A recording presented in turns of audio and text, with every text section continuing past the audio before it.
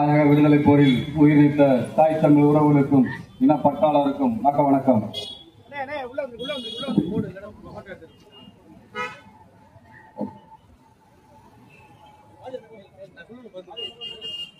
நிறைவு செய்வோம். வீர வணக்கம். மேமொழி காக்க, என் மண் காக்க, மண் காக்க, மானம் காக்க, இன்னை இணைந்த மாணவர்கள் அனைவருக்கும் வீர வணக்கம்.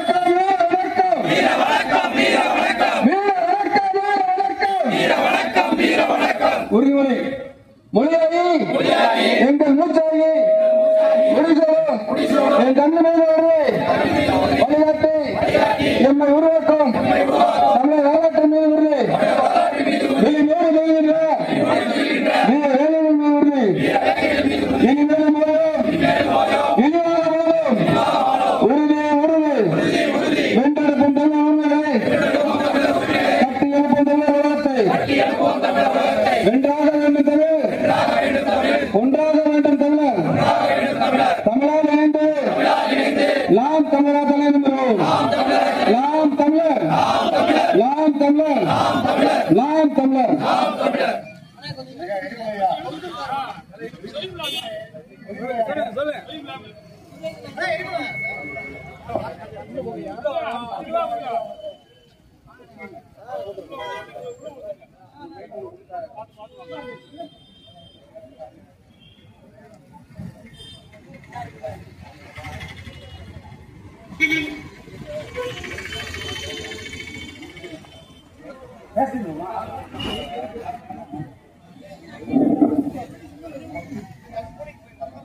கண்டன முழக்கம். மாவட்ட கொள்கை பிரிவு செயலாளர் அண்ணன் எரிமலை முருகன்.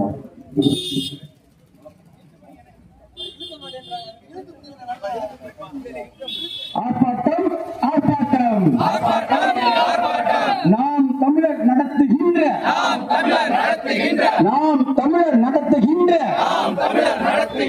ஆர்ப்பாட்டம், ஆர்ப்பாட்டம். நாம் தமிழர் நடத்துகின்ற கோரிக்கை ஆர்ப்பாட்டம். திரும்ப பெறு, வக்ஃபு வாரிய திருத்த சட்டத்தை, வக்ஃபு வாரிய திருத்த சட்டத்தை திரும்ப பெறு. ஒன்றிய அரசு, பாஜக அரசு, ஒன்றிய அரசு, பாஜக அரசு வக்ஃபு வாரிய திருத்த சட்டத்தை, வக்ஃபு வாரிய திருத்த சட்டத்தை திரும்ப பெறு. ஒன்றிய அரசு, பாஜக அரசு வக்ஃபு வாரிய திருத்த சட்டத்தை இந்து மக்கள் வாக்கு வங்கியை, இந்து மக்கள் வாக்கு வங்கியை கவரும் திட்டமா,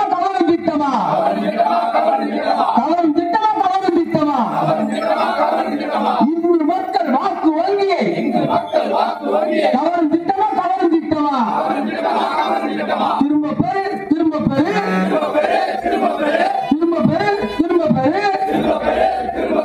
வக்ஃபு வாரிய சட்ட திருத்த, வக்ஃபு வாரிய சட்ட திருத்தத்தை திரும்ப பெறு. வக்ஃபு வாரிய சொத்துக்கள், இஸ்லாம் மக்கள் சொத்துக்கள், இதை மார்க்கப்பட்டு கொண்டோம்,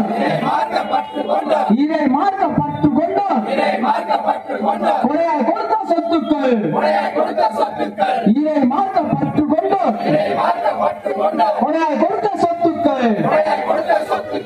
ஆர்ப்பாட்டம், நாம் தமிழர் நடத்துகின்ற கோரிக்கை ஆர்ப்பாட்டம். வக்ஃபு வாரிய திருத்த சட்டத்தை, வக்ஃபு வாரிய திருத்த சட்டத்தை திரும்ப பெறு. வாங்க விற்க அனுமதி இல்லை,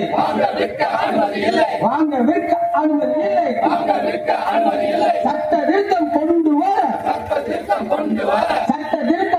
வர, அவசியமில்லை.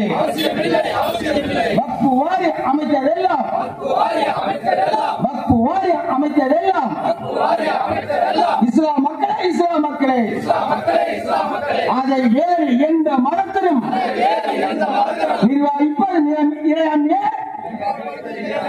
சிக்கலே வக்ஃபு வாரியம் அமைத்ததெல்லாம்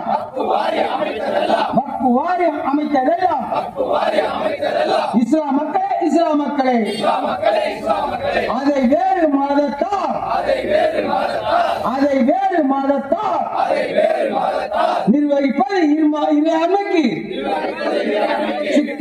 சிக்கலே இஸ்லாம் மக்களே வக்ஃபு வாரியம் அமைத்ததெல்லாம் இஸ்லாம் மக்களே அதை வேறு மதத்தார் நிர்வகிப்பது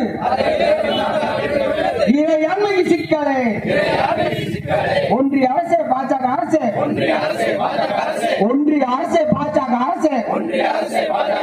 ஒரே நாடு ஒரே மதம் சனாதானம் இனிக்குதா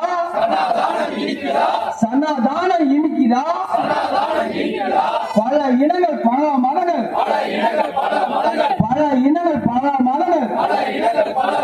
இணைந்து வாழும் சமாதானம் கசக்குதா திரும்ப பேரு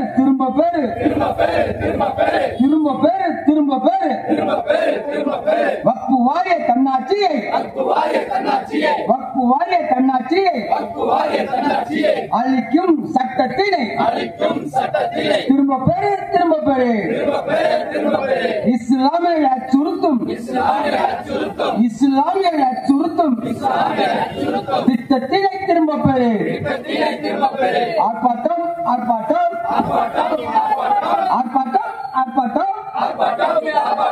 நாம் தமிழர் நடத்துகின்ற கோரிக்கை ஆர்ப்பாட்டம் திரும்ப பெரு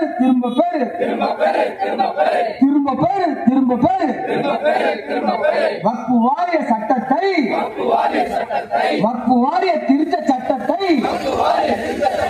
திரும்ப பெரு நாம் தமிழர் நடத்துகின்ற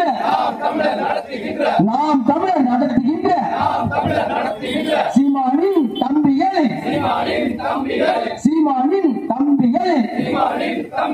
பிரபாகரனின் பிள்ளைகளின் வக்ஃபு வாரிய சொத்துக்களை சட்டத்தை திரும்ப பெற கோரிய ஆர்ப்பாட்டம் நாம் தமிழர் ஆர்ப்பாட்டம் தாய் தமிழ் வாழ்க தலைவர் பிரபாகரன் வாழ்க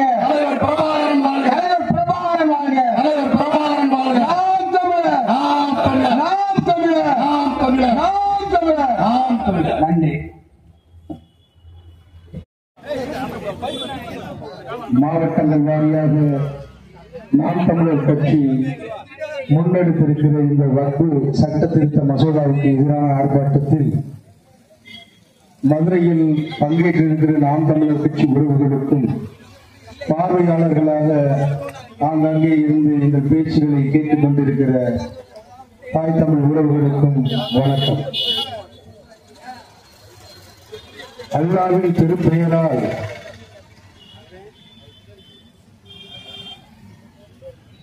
தொண்டிற்காக நன்கொடையாக வழங்கப்படுகிற இந்த சொத்துக்களில் இருந்து வருகிற வருமானத்தை யாரிடமும் விற்கக்கூடாது, அன்பளிப்பாக வழங்கக்கூடாது, மாறாக ஏழை எளிய மக்களுக்கு அதன் மூலம் தொண்டு செய்ய வேண்டும் என்று சொல்லியவர் நபிகள் நாயகம்.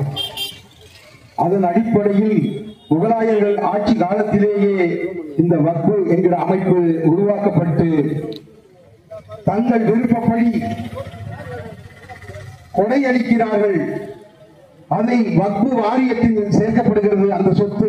அதன் மூலமாக வருகிற வருமானம் ஆங்காங்கே இருக்கிற ஏழை எளிய மக்களுக்கும், மசூதியை பேணி பாதுகாப்பதற்கும், கல்வி நிறுவனங்களை நிர்வகிப்பதற்கும், கல்லறைகளை நிர்வகிப்பதற்கும் செலவிடப்படுகிறது.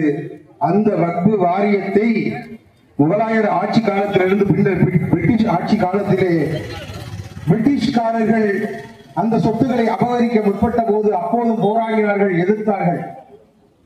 அதன் பின்பாக 1954 வக்ஃபு வாரியம் என்கிற ஒரு வாரியத்தை இந்திய அரசு உருவாக்கியது. நாடு முழுவதும் வக்ஃபு வாரியத்தின் கீழே கொடையளிக்கப்பட்ட சொத்துக்கள், அசையும் சொத்துக்கள், அசையா சொத்துக்கள் அனைத்தும் கொண்டு வரப்பட்டு அதன் மூலமாக வருகிற பணத்தை, அதன் மூலமாக வருகிற வருமானத்தை நிர்வகிப்பதற்காக இந்த வாரியம் அமைக்கப்பட்டது. வெள்ளையர்கள் சென்றது போய் கொள்ளையர்கள் இந்தியாவில் வந்த பிறகு மீண்டும் அதே போல வக்ஃபு வாரிய சொத்துக்களை திருட துடிக்கிறார்கள். அதன் நீட்சியாகத்தான் 1995 வக்ஃபு திருத்த சட்ட மசோதா ஒன்று கொண்டு வந்தார்கள். அதை விரிவுபடுத்தினார்கள். மத்தியில 22 உறுப்பினர்கள், மாநிலங்களவையில் 11 உறுப்பினர்கள் கொண்ட அரசு நிறுவனம் வக்ஃபு வாரியம் தீர்ப்பாயம் என்று உருவாக்கப்பட்டது. அரசே முன்வந்து அதை செய்கிறது. அதற்கு அவர்கள் சொன்ன காரணம், அங்கே வருகிற வருமானத்தை முறையாக கணக்கிடவும் அங்கே நடக்கிற நிர்வாக சீர்கேடை தடுப்பதற்கும் தான் கொண்டு வருகிறோம் என்று கொண்டு வந்தார்கள். அதன் பின்பாக 1995 கொண்டு வந்த அந்த மசோதாவை 2013 மறுபடியும் மாற்றுகிறார்கள். சட்ட திருத்தம் கொண்டு வர வேண்டும் என்கிறார்கள். எதிர்ப்பு கிளம்புகிறது. அந்த திட்டத்தை நிறுத்தி வைக்கிறார்கள். ஆனால் இன்றைக்கு பெரும்பான்மையை வைக்கிற பாரதிய ஜனதா கட்சி எந்த எதிர்ப்பையும் மதிக்காமல் அந்த சட்ட திருத்த மசோதாவை நிறைவேற்றிவிட்டது. ஆதரவாக 288 உறுப்பினர்களும் எதிராக 233 உறுப்பினர்களும் வாக்களித்திருக்கிறார்கள். சட்டம் நிறைவேறியது. விடிய விடிய நடந்த விவாதத்தில் வக்ஃபு வாரிய திருத்த சட்ட மசோதா நிறைவேறியது. இதனால் இஸ்லாமியர்களுக்கு மட்டும் பாதிப்பு அல்ல. இந்த பாரதிய ஜனதா கட்சி என்பது மாநில குலத்தின் எதிரி என்று எங்கள் அண்ணன் சீமான் சொன்னது போல இது இந்த கட்சியின் ஆட்சி இஸ்லாமியர்களுக்கு மட்டுமல்ல பெருமக்களே, இந்துக்களாக இருக்கிற இந்துக்களுக்கும் கிறிஸ்தவர்களுக்கும் மொத்த மாநில குலத்திற்குமே இந்த கட்சி எதிரானது.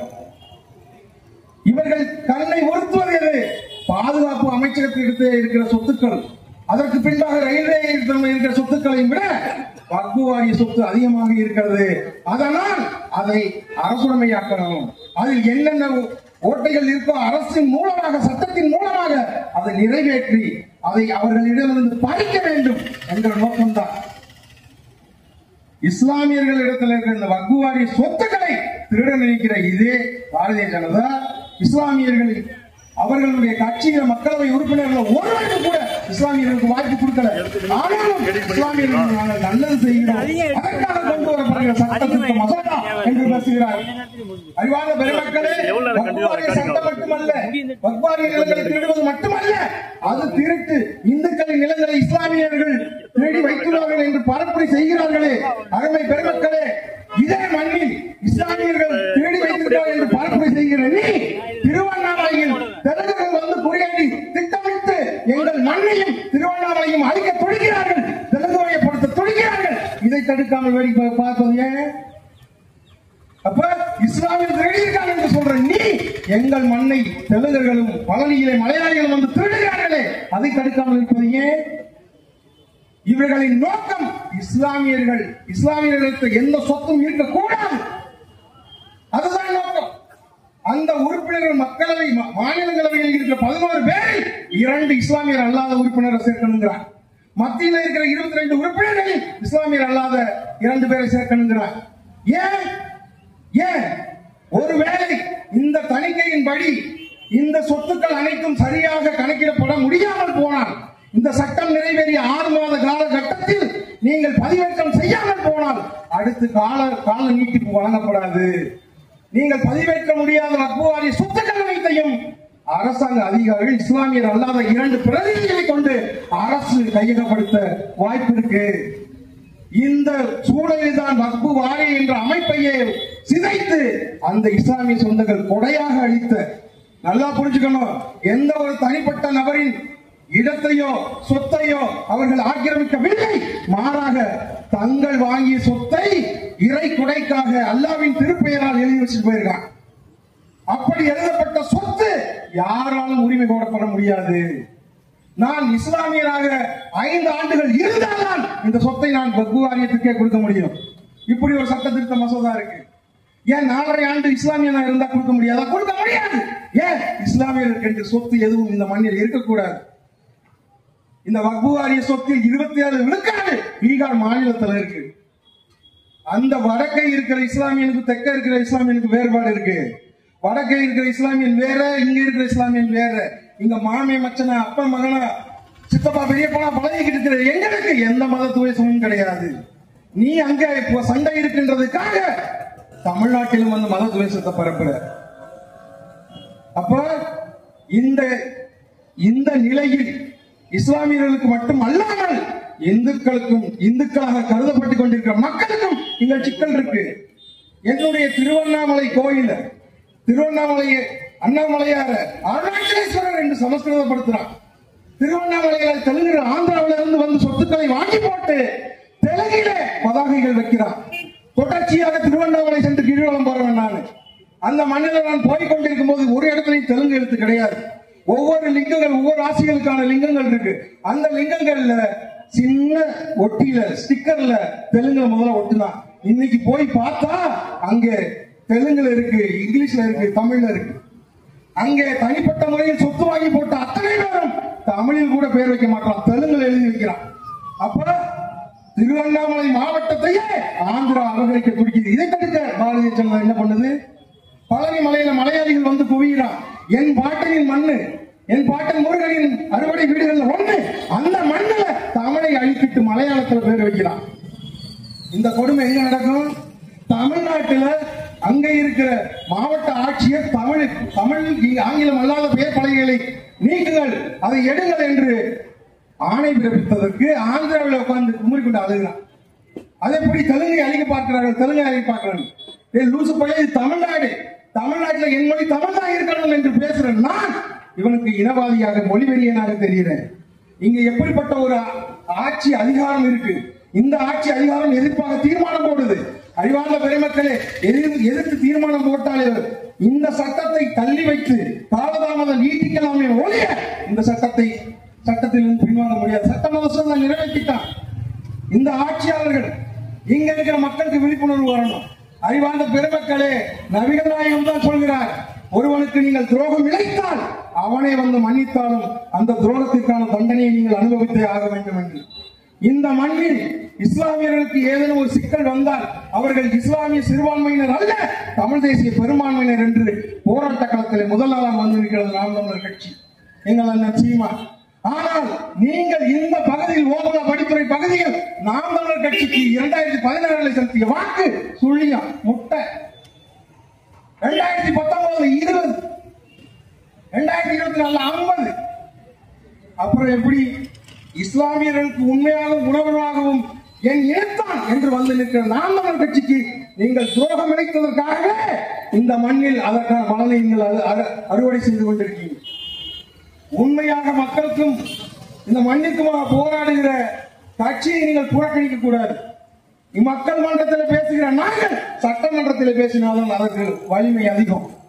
நீங்கள் என்னதான் நினைத்தாலும் இந்த சட்டத்திட்ட மசோதாவை பின்வாங்க வைக்க முடியாது. நிறைவேற்றிட்டாங்க, காலதாமதம் நீட்டிக்கலாம். திராவிட கட்சிகள் உங்களிடம் வந்து இல்லை நாங்கள் உங்களை பாதுகாக்கிறோம் என்று சொல்லி முதல் நாளாக உங்களை பழியிட்டுக் கொண்டிருக்கிறது. இஸ்லாமியர்களுக்கு பாதுகாப்பு திமுக தான் என்கிற ஒரு மாயையில் இருந்து நீங்கள் வெளியே வாருங்கள். உங்களுக்கு இருக்கிற கடைசி வாய்ப்பு நாம் தமிழர் கட்சி மட்டும்தான். இந்திய ஒன்றிய நிலப்பகுதியில அறிவார்ந்த பெருமக்கள், இஸ்லாமிய பெருமக்கள் அந்த மார்க்கத்தை ஏற்று பரவி வாழ்கிறார்கள். எந்த ஒரு மண்ணிலும் இஸ்லாமியனை தன் பெரும்பான்மை இனமாக எந்த தலைவனும் சொன்னதில்லை. சொன்ன ஒரே தலைவன் எங்கள் அண்ணன் சீமான். அந்த சீமானை நீங்கள் புறக்கணித்து உங்கள் வாக்குகளை திராவிட கட்சியிடம் கொடுத்து உங்களை பழித்துக் கொள்ளாதீர்கள். இந்த சட்ட திருத்த மசோதாவை நாங்கள் எதிர்க்கிறோம், கடுமையாக எதிர்க்கிறோம். எந்த ஒரு மத அரசியலிலும் மத துவேஷத்திலும் ஈடுபடாத இங்கு இருக்கிற இஸ்லாமியர்களுக்கு எதிரான இந்த சட்ட திருத்த மசோதாவை நாங்கள் எதிர்க்கிறோம். இந்திய ஒன்றிய அரசின் அடிப்படை விதி 26 சட்ட விதிகளின்படி எந்த ஒரு மதத்திற்கோ கொண்ட நிறுவனத்திற்கோ அதற்கான முழுமையான சுதந்திரம் அளிக்கப்படுகிறது என்று பேசு சட்டம் இருக்குது. இந்த நாடு வேற்றுமையில் ஒற்றுமை பாராட்டுகிற நாடு என்று பீட்டிக் கொள்கிறார்கள், மதசார்பற்ற நாடு என்று பீட்டிக் கொள்கிறார்கள். ஆனால் மத்தியிலே தனிப்பெரும்பான்மையாக உட்கார்ந்திருக்கிற பாரதிய ஜனதா கட்சி தொடர்ச்சியாக இஸ்லாமிய வெறுப்பை இந்த மண்ணில் இருக்கிறது. இங்கே எந்த சிக்கலும் இல்லை. எங்களுடைய சேதுபதி சமஸ்தானத்தின் மன்னர்கள் அன்றே இஸ்லாமியர்கள் கொள்வதற்கு தர்காக்கள் கட்டி கொடுத்திருக்கிறார்கள். எங்கள் பாட்டன் ராஜராஜ சோழன் புத்த விகாரை கட்டி கொடுத்திருக்கிறார். எங்களுக்கு என்று எந்த சிக்கலும் கிடையாது, எந்த பிரிவினையும் கிடையாது. ஆனால் பெருமக்களே, கட்சி ஆட்சி ஓட்டு என்று வருகிற போது இங்கே இருப்பவர்கள் உங்களை ஏமாற்றிக் கொண்டிருக்கிறார்கள். முதன்மையாக திராவிட கட்சிகள், திமுக என்கிற கட்சி உங்களை ஏமாற்றிக் கொண்டே இருக்கு. இந்த நிலையிலிருந்து விடுபடணும். இந்த அதிகாரம் என்பது உங்களுக்கான அதிகாரம் அல்ல பெருமக்களே, இந்த மக்களுக்கான அதிகாரம் அல்ல. இந்த அதிகாரம் தொடர்ச்சியாக தனிப்பெரும் முதலாளிகளுக்கானதா இருக்குது. இன்னைக்கு இந்த வக்ஃபு வாரிய சட்டத்திருத்த மசோதானால பொதுமையா இருக்கிற வக்ஃபு வாரிய சொத்துக்கள் தனிப்பெரும் முதலாளிகள் இடத்துல போய் சிக்குவதற்கு வாய்ப்பு இருக்கு. இந்த இடத்துல இது வக்ஃபு வாரிய சொத்து என்று நீங்கள் நிறுவனம் தான், நீங்க நிறுவனம் தான். அது 500 ஆண்டுகளுக்கு முன்னாடி வேற ஒரு திட்டம் இருந்துச்சுன்னா அது உங்களுக்கு சொந்தம் இல்ல. நீங்களே நினைத்தாலும் அந்த சொத்தை நிர்வகிக்க முடியாது, அந்த சொத்தை பயன்படுத்த முடியாது. அதுக்கு என்ன பண்ணுது வக்ஃபு வாரிய அந்த அமைப்பையே சுக்குநூறாக சிதைக்கிறது. அதற்காக வெளியில் இருந்து இஸ்லாமியர் அல்லாத பிற மதத்தினரை உள்ள வைக்கிறது. ஐயா ஒன்று புரிஞ்சுக்கணும், அரசின் கீழ் இயங்குகிற தனியார் தீர்ப்பாயம் தான் வக்ஃபு வாரியம். அரசு தான் மேற்பார்வையிட்டு அதை கவனிக்குது. அது குறைகள் இருக்கலாம், சிக்கல்கள் இருக்கலாம், நிர்வாக சீர்கேடுகள் இருக்கலாம். அதை அவர்கள் தான் கலைந்து கொள்ள வேண்டுமே ஒழிய தனிப்பட்ட பிற மதத்தினர் கொண்டு போய் சேர்த்து வச்சு அந்த பிரச்சனையை மேலும் பெருசாக்க கூடாது. அந்த பிரச்சனை இருந்தால் அவர்கள் பார்த்துக்கணும், அதை சரிப்படுத்திக் கொள்ளட்டும்.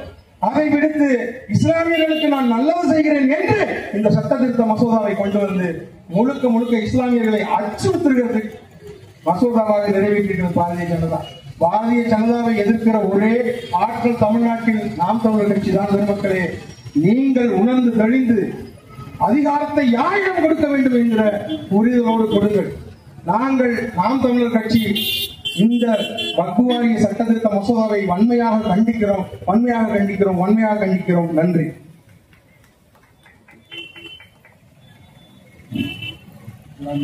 சங்கத்தின் பொறுப்பாளர் நன்றி விசாரித்துள்ளார். அளவற்ற அருளானும் நிகரற்ற அன்புடையுமாகிய ஏக இறைவன் அல்லாஹ்வின் திருப்பெயரால் ஆரம்பம் செய்கிறேன். இங்கே சிறப்பாக நடைபெற்றுக் கொண்டிருக்கும் நாம் தமிழர் கட்சி நடக்கும் வக்ஃபு திருத்த சட்டத்தை திரும்ப பெற கோரி நாம் தமிழர் கட்சி நடக்கும் ஆர்ப்பாட்டத்திற்கு வருகின்ற அனைத்து தோழர்களும் வரவேற்றுள்ளாங்க.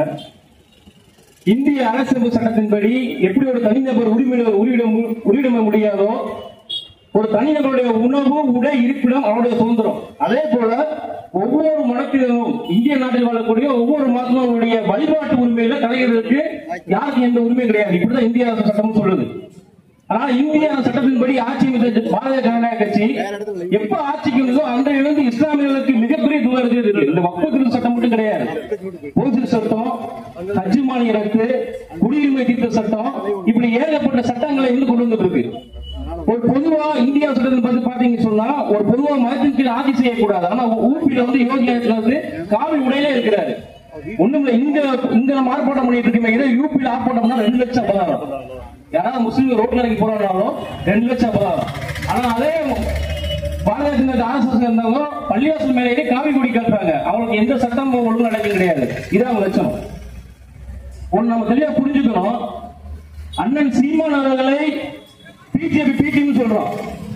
எவ்வளவு பெரிய ஜனநாயகம் வந்தாலும், எவ்வளவு பெரிய சர்வதம் வந்தாலும், அவன் என்ன சட்டம் கொண்டு வரட்டும், அந்த சர்வதத்திற்கு விதி முடிகிறது நாம் தமிழ் சர்வதம் முடியும். அது எவ்வளவு பெரிய சர்வதம் இருக்கட்டும், அவர் மோடியா இருக்கட்டும், அமித்ஷா இருக்கட்டும், இன்னும் என்ன திட்டம் கொண்டு வரட்டும், உங்க மனசை கட்டு சொல்லுங்க. சிஏஏ போராட்டத்தில் அண்ணனுக்கு தொண்டை கட்டி ரத்தம் வந்துச்சு. ஒரு இஸ்லாமியர்கள் ஒரு வாக்கு செலுத்திருப்பீங்களா? இன்னைக்கு இந்த வாக்கு தான் பிரச்சனை. அண்ணன் முன்னாடி பேச சொன்னாங்க, அது உண்மைதான். 20 வாக்கு 50 வாக்கு என்றைக்கு நீங்கள் ஓட்டு போறப்ப நாம் தமிழர் செலுத்தப்போது உங்க கை போதோ அன்றைக்கு தான் உங்களுக்கு விடுதலை. இஸ்லாமியன் மட்டும் இல்ல, இங்க யாரெல்லாம் ஒடுக்கப்படுறாங்களோ, ரசிக்கப்படுறாங்களோ அனைவருக்குமான விடுதலை நாம் தமிழர் கட்சி மட்டும் தான். இப்ப இந்த வக்ஃபு சட்டத்தில் என்ன சொல்றாங்க அப்படின்னா, முஸ்லீம் அல்லாத மக்கள் உள்ள போலாம் அப்படின்றாங்க. இங்க என்ன பிரச்சனை அப்படின்னா, நாங்க நல்லதுதான் கொண்டு வரோம், ஏழைகள் யாரும் பயன்படல, வக்குவத்துக்கு சொல்ற சத்தம் வச்சு யாரும் பயன்படல, ஆனா கொண்டு வர சொல்லிட்டு இது வேற யாராவது சொல்ல நம்பி இருப்போம். ஆனா நீ சொல்ற மாதிரி அதான் இந்த பிரச்சனையே. இது வரைக்கும் இஸ்லாமிய என்ன செஞ்சிருக்க ஒண்ணுமே இல்ல, இன்னும் இருக்கு. இது அதுக்கப்புறம் இந்த திருப்பி குடிமக்களை கொண்டு வந்துருவாங்க. இப்படி நிறைய சட்டங்கள் கொண்டு வந்துட்டே போறதா இருக்கும். நாம் தமிழர் கட்சி சார்பாக நடக்கிற ஆர்ப்பாட்டத்துக்கு நான் ரொம்ப வரவேற்கிறேன். நான் தொடர்ந்து வகுப்பு திட்ட சட்டம் யாரெல்லாம் நடந்துக்கிறேன். ஏன்னா இது என்னோட உரிமை. வகுப்புங்க இறை சொத்தை பாதுகாக்கிறது நம்மளுடைய கடமை. அது நபிகள் நாயகம் சொல்லுவாங்க அப்படின்னா, அழிவில் எங்கெல்லாம் விளைக்கப்படுதோ உன்னுடைய சின்ன குரல் கூட நம்ம அணியை சொன்னா அதை மிகப்பெரிய ஜிகாத் சொல்லுவாங்க, அதை மிக தியாகம் சொல்லுவாங்க. இந்த மாதிரி நாம் தமிழர் கட்சி சார்பாக நடந்த ஆர்ப்பாட்டத்துக்கு நான் வரவேற்கிறேன். எங்கெல்லாம் ஆர்ப்பாட்டம் கலந்துக்கிற முயற்சி பண்றேன். நன்றி.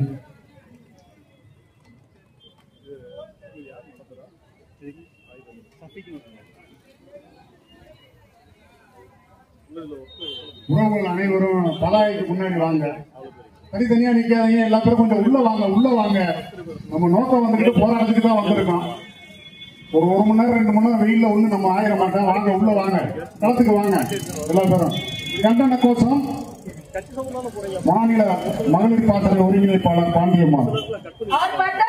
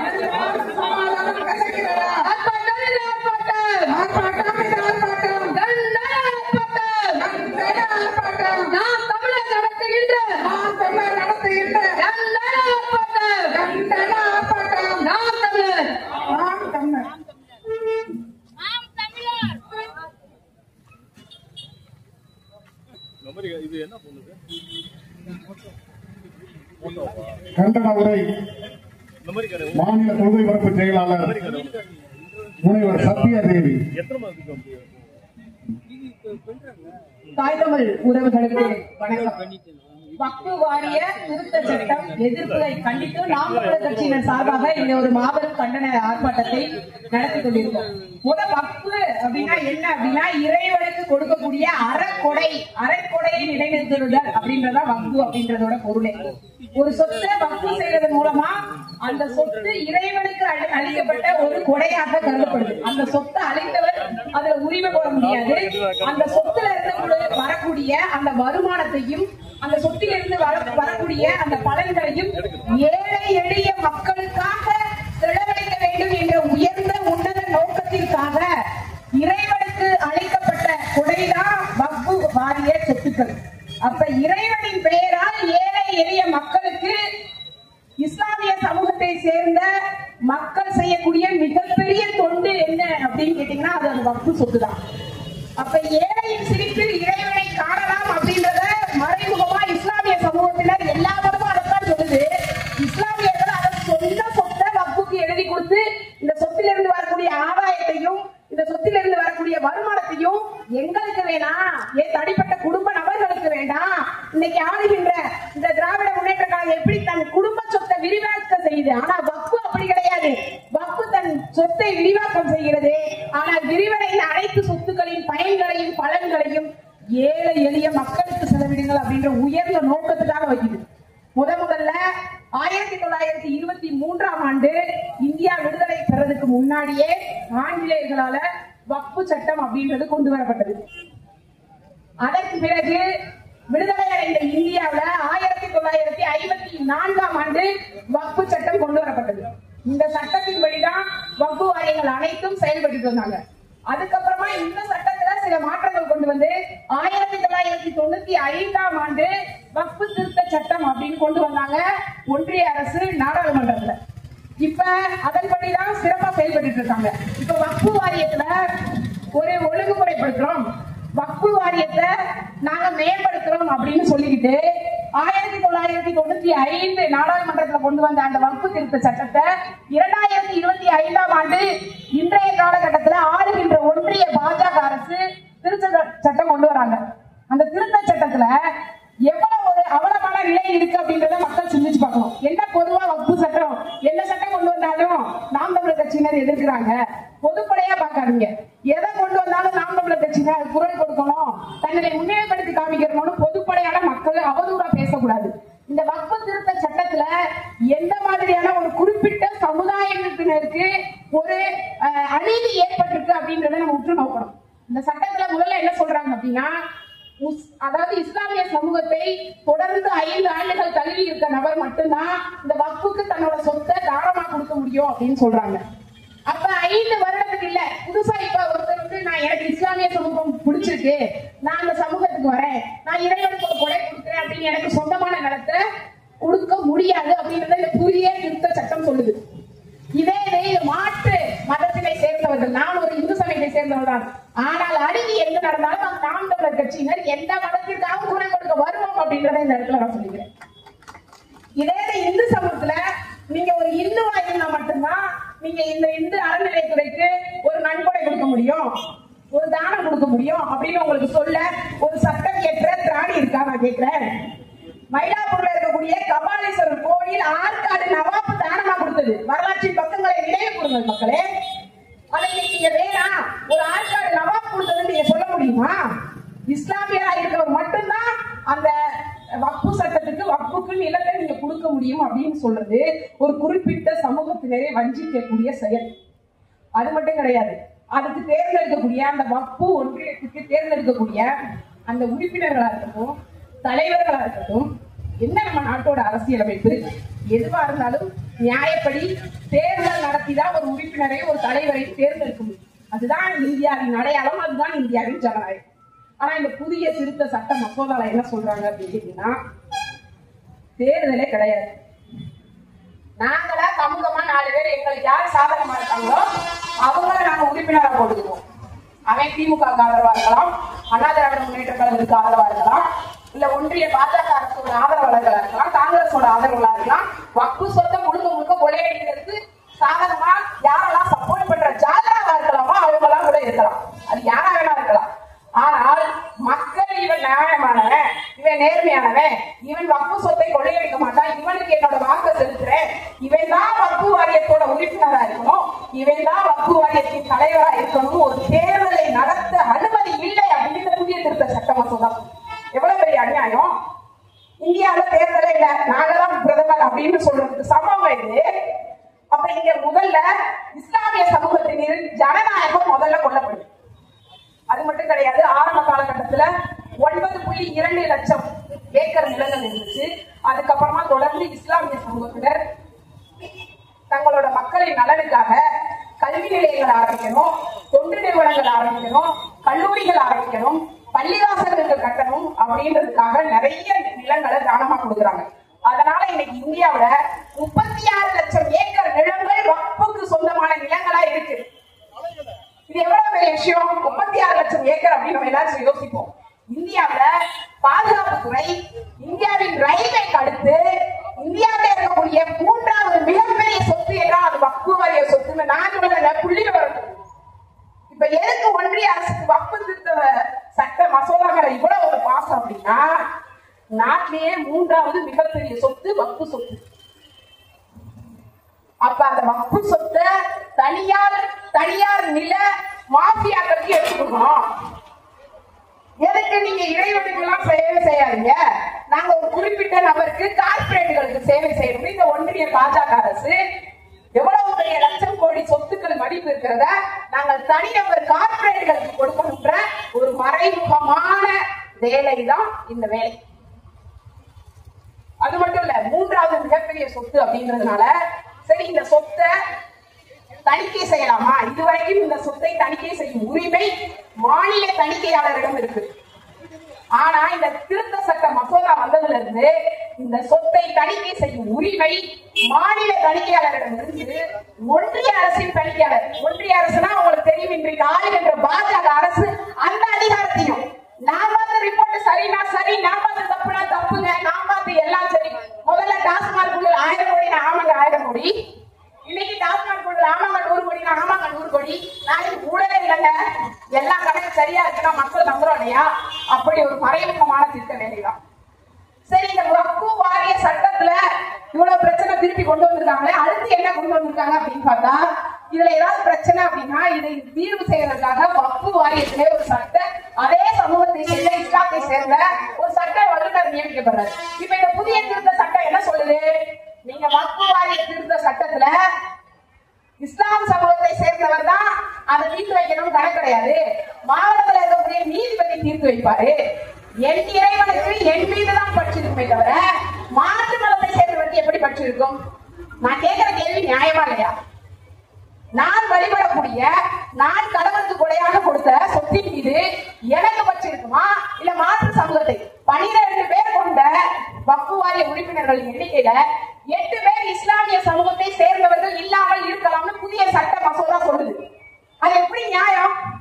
சொத்து இஸ்லாமிய சமூகத்தினர் சொத்து, ஆனால் அதில் உறுப்பினர்களா இருக்கக்கூடிய 12 பேர்ல 8 பேரு இஸ்லாமியர் இல்லாதவனா இருக்கலாம் அப்படின்றது ஒரு குறிப்பிட்ட சமூகத்தினருக்கு எதிராக கொடுக்கக்கூடிய மிகப்பெரிய அநீதி, மிகப்பெரிய அநீதி.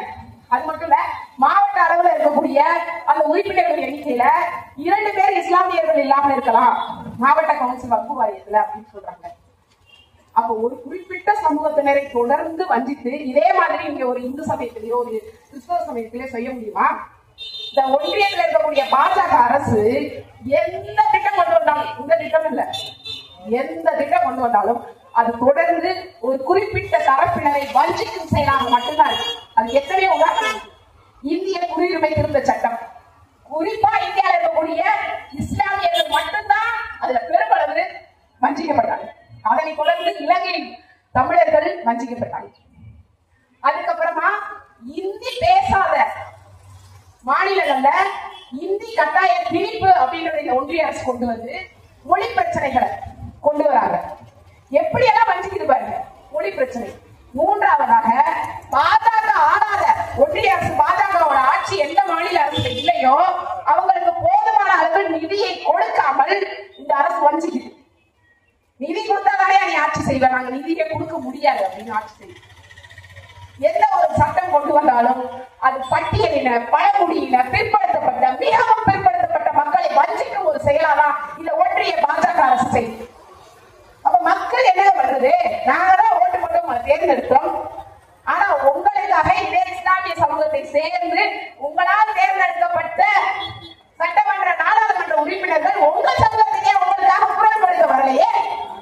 யோசிச்சு பாருங்க. இன்னைக்கு தூத்துக்குடியில ஸ்டெர்லைட் பிரச்சனையா, அண்ணன் சீமானும் அவர்களுடைய தம்பி தந்தைகள் நாங்க தான் நிற்கிறோம். அது மட்டும் இல்ல, இன்னைக்கு மதுரையில டங்ஸ்டன் பிரச்சனையா, அதுக்கும் அண்ணன் சீமான் அவர்களும் அவர்களின் தம்பி தந்தைகள் நாங்களான நாம் தமிழர் கட்சியில நிற்கிறோம். பரம்பூர் விமான நிலையம், மீத்தேன் பிரச்சனை, ஈத்தேன் பிரச்சனை, எந்த பிரச்சனையா இருந்தாலும் சரி எல்லாத்துக்கும் நாம் தமிழர் கட்சி தான் நிற்கிறோம். எங்களுடைய குரலை, எங்களுடைய அதிகாரத்தை வலிமைப்படுத்துறதுதான் உங்களோட வாக்கு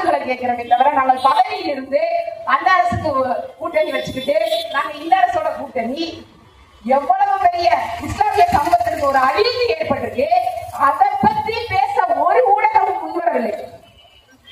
ஆனா எல்லாரும் அமித்ஷா வராரு, அண்ணன் சீமானோட தான் கூட்டணி வைக்க போறாரா, அடுத்து ராகுல் காந்தி வருவாரா வரமாட்டாரா தமிழ்நாட்டுக்கு, விஜய் என்ன செய்ய போறாரு, திரிசாவும் கட்சிக்குள்ள வந்துருவாங்களான்னு தான் உங்களோட கவலை எல்லாம் இருக்கு.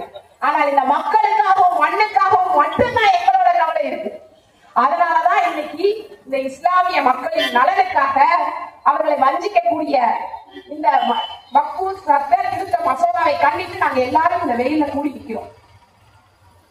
மொத்தம் இந்த பிரபஞ்சத்துல பஞ்சபூதங்கள் இருக்கு.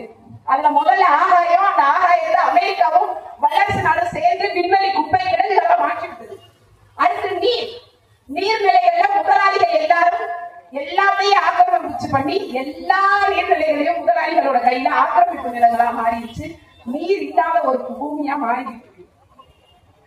காற்று மாசுபாடு இன்னைக்கு டெல்லியில சுவாசிக்க முடியாது. 10 நாள் 15 நாள் தொடர்ந்து பள்ளிக்கூடத்துக்கு லீவ் விடுங்கன்னு சொல்றாங்க. அதனாலே மதுரைக்கும் ஈரோட்டுக்கும் கோயம்புத்தூருக்கு வரது ரொம்ப நாள் இல்லை, இன்னும் சில ஆண்டுகளே. நெருப்பு அடங்கு நிலைகள் தொடர்ந்து அண்ணன் எதிர்த்து குரல் கொடுத்துட்டு இருக்காரு. நிலம், நீர், காற்று, நிலம், இன்னைக்கு எல்லா நிலங்களும் முதலாளித்துவத்தின் கையில தான் இருக்கு. இந்த 5 வகை நிலங்களுக்காகவும் பஞ்சபர் நில மீட்புக்காகவும் குரல் கொடுக்கிறது எங்க அண்ணன் செந்தமிழன் சீமான் மட்டும்தான் அப்படின்றத நீங்க மறந்துடக்கூடாது. எந்த கட்சிக்காவது திராணி இருக்கா? இந்தியாவிலே சொல்றேங்க, தமிழ்நாட்டில் மட்டும் கிடையாது, இந்தியாவிலேயே இந்த இயற்கை வளங்களின் மீதும் ஏழை மக்களின் மீதும் இஸ்லாமிய சமூகத்தின் மீதும் அக்கறை கொண்டு குரல் கொடுக்கிற ஒரே தலைவன் அப்படின்னா எங்க அண்ணன் செந்தமிழன் சீமான் மட்டும்தானே. இதை உங்களால மறுக்க முடியுமா? கூட்டணிக்காகவும் நோட்டுக்காகவும் நாங்க உங்களை எல்லாம் அடக்க வைக்க மாட்டோம் தம்பி தம்பி மேலே சொல்றாருல்ல, அதற்காக நிக்கிறோங்க. இன்னைக்கு இஸ்லாமியர்கள் தொடர்ந்து உறுப்பினர்களே இஸ்லாமியர்கள் இல்லாம இருக்கணும் அப்படின்னா உண்மையிலே அந்த வக்ஃபு வாரியம் இனிமே நியாயமாக நடைபெறுமா அப்படின்ற கேள்வியும் அச்சமும் இருக்கும். இத்தனை நாளா இறைவனுக்கு கொடுத்த கொடை நியாயமாக செயல்படுது அப்படின்றது இருந்த ஒரு நம்பிக்கை இந்த இடத்துல உடைக்கப்படுது. இன்னையோட ஆமாங்க என் சொந்த வக்ஃபு கொடுக்குறேன்னு கொண்டு வருவானா? அது மட்டும் இல்ல, இந்தியாவிலே வக்ஃபு சொத்தினால் இயங்கக்கூடிய வக்ஃபு நிறுவனத்தினால் இயங்கக்கூடிய ஒரே கல்லூரி நம்ம மதுரையில் இயங்கக்கூடிய வக்ஃபு வாரியம் கல்லூரி தெரியுமா உங்களுக்கு? அந்த கல்லூரியில ஆண்டுக்கு எத்தனை மாணவர்கள் போறாங்க? அந்த கல்லூரி இன்னைக்கு பிரச்சனையா இருக்குங்க. அந்த பிரச்சனையை தலையிட்டு ஒரு சுமூகமான முடிவு எடுத்து வருடந்தோறும் படித்து முடித்து போகக்கூடிய மாணவர்களை இஸ்லாமிய சமூகத்தை சேர்ந்த அந்த இளைஞர்களை ஒரு நல்ல திறன்மிக்க இளைஞர்களை மாற்றணும்ன்ற ஒரு அக்கறை கிடையாது. கல்லூரியில படிப்புனால மாணவர்கள் போனா போயிட்டு போகுது. ஆனா இது சொத்துல இன்னைக்கு 1.2 கோடி லட்சம் சொத்து யாருக்கு இருக்கு? வக்ஃபு கிட்டதானே இருக்கு. அதை எப்பறம் நீ ஒன்றிய பாஜக ஆட்சியில இருக்கும்போது இந்தியாவின் மிகப்பெரிய சொத்தை நீ வச்சிருப்ப. அமெரிக்கா இருக்க ட்ரம்பா இருக்கட்டும், பாரத மரியாதைக்குரிய மோடி அவர்களா இருக்கட்டும், நமக்கு ஆளுகின்ற மரியாதைக்குரிய அப்பாவா இருக்கட்டும், எல்லாருக்கும் ஒரே மகன் தான். என்ன மகன்? ஏழை எளிய மக்களை வர்ணித்து பாட்டாளி மக்களை வயிற்று அடித்து நாங்க நல்லவங்க, நாங்க உங்களுக்காக தான் இருக்கோம் அப்படின்ற காமிக்கக்கூடிய ஒரே பாசி சமூகம். 3 பேர் முகத்தையும் வச்சுக்கினா ஒரே பாசி சமூகம் மட்டும்தான். ஆனா நாம் தமிழர் கட்சிகள் மட்டும்தான் இந்த மக்களுக்காகவும் மண்ணுக்காகவும் உங்களுக்காகவும் தொடர்ந்து களத்தில் நின்று பயணித்துக் கொண்டிருக்கிறோம். அதனால் சிந்தித்து செயல்படுங்கள். இந்த ஒன்றிய பாஜக அரசா இருக்கட்டும், ஆளும் திமுக அரசா இருக்கட்டும், எந்த கொம்பல் வந்தாலும் சரி, எங்கள் மக்களுக்கு ஒரு பிரச்சனை, மண்ணுக்கு ஒரு பிரச்சனை என்றால் நிச்சயமாக நாம் தமிழர் கட்சியின் அண்ணன் செந்தமிழன் சீமான் அவர்கள் அவருக்கு பின்னால் அவரின் தம்பி தலைகள் நிற்போம் என்ற உறுதியோடு விடைபெறுகிறேன். நன்றி, வணக்கம். இலக்கு ஒன்றுதான், இலக்கின் விடுதலை. நாம் தமிழர். கண்டன ஆர்ப்பாட்டம் நெறிமுறை முறை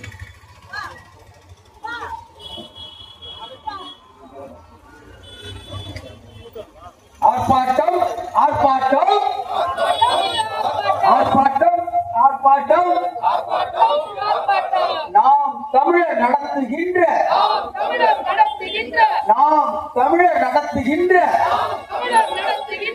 ஆர்ப்பாட்டம் ஆர்ப்பாட்டம் திரும்ப பெரு வக்ஃபு வாரிய திருத்த சட்டத்தை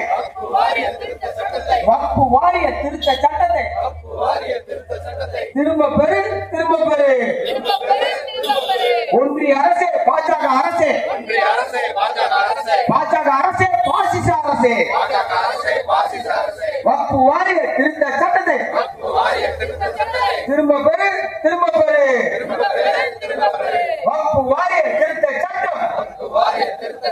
வக்ஃபு வாரிய திருத்த சட்டம் இந்து மக்கள் வாக்கு வங்கியை இந்து மக்கள் வாக்கு வங்கியை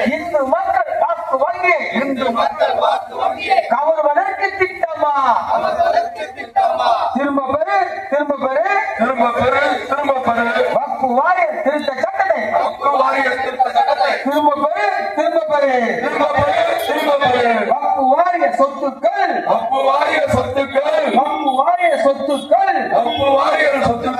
இஸ்லாம் மக்கள்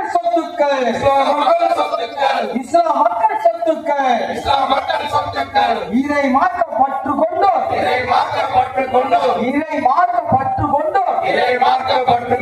கொடையாய் கொடுத்த சொத்துக்கள்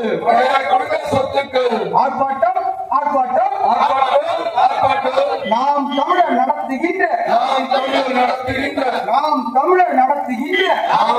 நடத்துகின்ற கோரிக்கை ஆர்ப்பாட்டம் திரும்ப பெறு வக்ஃபு வாரிய திருத்த சட்டத்தை திரும்ப பெறு வக்ஃபு வாரிய சொத்துக்களை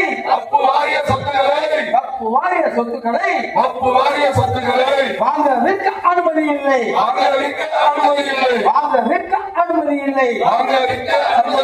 சட்ட திருத்தம் கொண்டு வர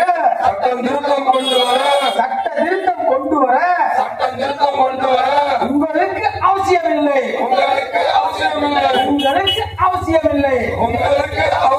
வக்ஃபு வாரியம்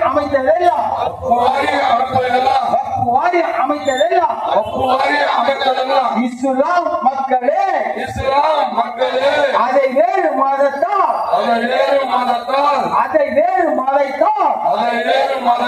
நிர்வகிப்பது சிக்கலே வக்ஃபு வாரியம் அமைத்ததெல்லாம்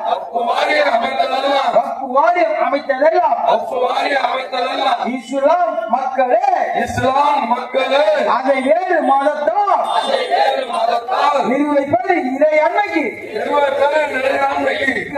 சிக்கலே ஒன்றிய அரசே பாஜக அரசே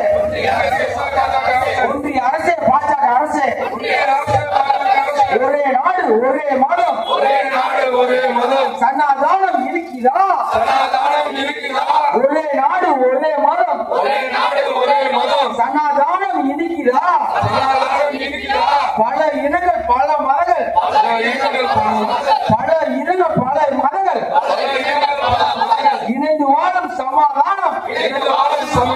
இணைந்து வாழும் சமாதானம் கசக்குதா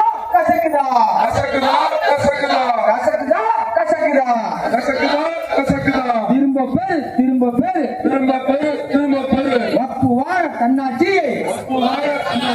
வக்ஃபு வாரிய தன்னாட்சியை அளிக்கும் சட்டத்தினை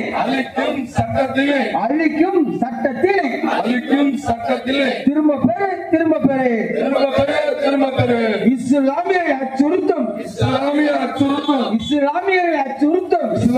அச்சுறுத்தும் திட்டத்தினை திரும்ப பெறு ஆர்ப்பாட்டம் நாம் தமிழர் நடத்துகின்ற பிரபாகரன் பிள்ளைகள் நடத்துகின்ற சீமானின் தம்பிகள் நாம் தமிழர் கட்சியின் ஆர்ப்பாட்டம் வக்ஃபு வாரிய திருத்த சட்டத்தை திரும்ப பெற கூறிய ஆர்ப்பாட்டம் நாம் தமிழர் பிள்ளைகள் சீமானின் தம்பிகள் பிரபாகரனின் பிள்ளைகள் ஆர்ப்பாட்டம்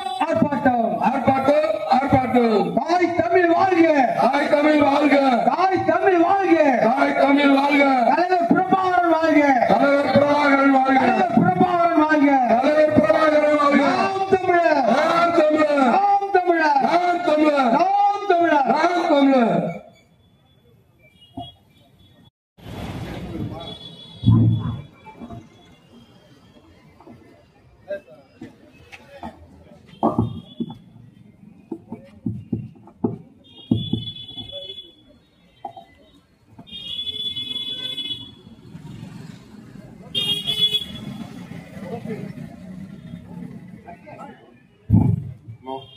அடுத்தபடியாக மாநில பாசன பொறுப்பாளர் அன்பரசி அவர்கள்.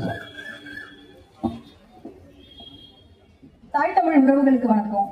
இங்க நம்ம எல்லாம் வக்ஃபு வாரிய திருத்த சட்டத்துக்கு எதிர்த்த போராட்டம் நம்ம பண்ணிட்டு இருக்கோம். முன்னாடி வக்ஃபுனா என்னன்னு நம்ம பார்க்கணும். வக்ஃபுனா வேற ஒண்ணும் இல்ல, அல்லாவின் பெயரால் கொடுக்கப்படும் கொடை, அவ்வளவுதான். இது இன்னைக்கு நேற்று நடந்தது கிடையாது.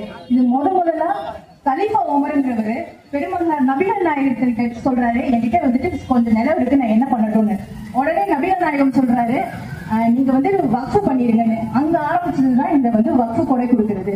இது வந்து இந்தியாவில எப்ப பாத்தீங்கன்னா 14ஆம் நூற்றாண்டுல நம்ம முகமது கோர் அவர் வந்துட்டு 2 கிராமம், ஒண்ணுல ரெண்டு கிராமத்தை வந்துட்டு வக்ஃபு பண்றதுக்காக அவரு வந்து தானமா கொடுத்தாரு. இங்கதான் ஆரம்பிச்சது வரலாறு. இது என்னமோ வரலாறு இல்லாம பண்ற விஷயம் எல்லாம் கிடையாது. நீங்க யோசிச்சு பாருங்க, ஒரு சட்ட திருத்தம்னா ஒரு சட்டத்துல எத்தனை திருத்தம் நீங்க கொண்டு வரலாம்? ஒரு 5 திருத்தம் 6 திருத்தம், மொத்தமா 44 திருத்தம் கொண்டு வராங்க. அப்ப 44 திருத்தம்னா அதுக்கு பேர் வந்து சட்ட திருத்தம் இல்ல, அவங்க புது சட்டத்தையே ஏற்றுறாங்க. ஆனா நமக்கு எல்லாம் என்ன சொல்றாங்க, சட்ட திருத்தங்கிற பேர்ல அவங்க என்னத்தையோ கொண்டு வராங்க. ஒரு எடுத்துக்காட்டு எடுத்துக்கோங்களேன், என் பேர்ல ஒரு பிழை இருக்குன்னு சொல்றாங்க. அப்ப என்ன பண்ணும், ஒரு எழுத்த திருத்துங்க 2 எழுத்த திருத்துங்க, என் பேர் முழுக்க திருத்திட்டு நான் திருத்தம் பண்றேன்னு சொல்றீங்க. அதுக்கு பேர் திருத்தம் இல்ல, எனக்கு புது பேர் வைக்கிறீங்க. அதை தெரிஞ்சுக்கோங்க. எப்பயுமே வந்துட்டு பின்வாசல் வழியா வர்றது வந்து பாஜக ரொம்ப எளிமையா நடக்கும். நேர்ல வந்து பார்த்தா எல்லாம் அடி வெளுத்துருவாங்க. அதனால எப்பயுமே பின்வாசல் வழியா பண்றது. நான் சட்ட திருத்தம் தான் பண்றேன். ஏன் 1995 நடந்த சட்ட திருத்தத்துக்கு இவ்வளவு எதிர்ப்பு இருந்துச்சா? அதெல்லாம் கிடையாது. இவங்களுக்கு இப்ப என்னன்னா, நீங்க நல்லா யோசிச்சு பாருங்க, எதுக்கு வந்து இப்ப பர்டிகுலரா வந்துட்டு வக்ஃபு வாரியத்துல இருக்கிற அந்த சொத்தை இவங்க புரி வைக்கிறாங்க. கிட்டத்தட்ட உங்களுக்கு 9 லட்சம் ஏக்கர் இருக்கு.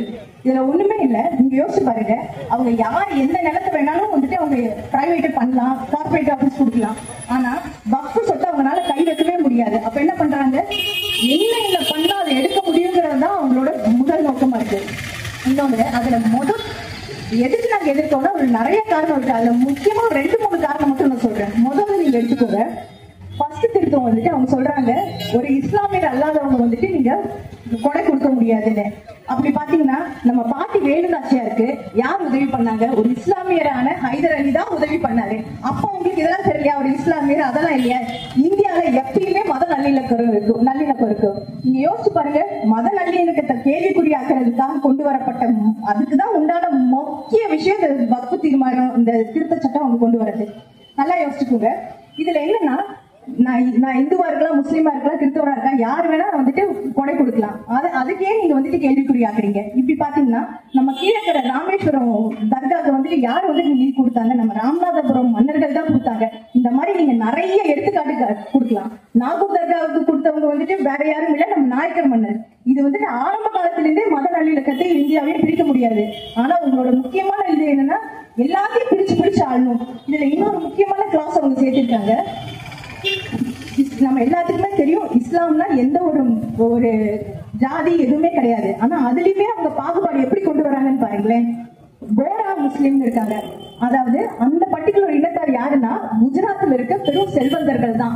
அந்த செல்வந்தர்களுக்கு இப்ப வக்ஃபு வாங்கி இந்த சொத்துக்கு வந்துட்டு முழு ப்ரையாரிட்டி கொடுக்கணும்னு சொல்றாங்க.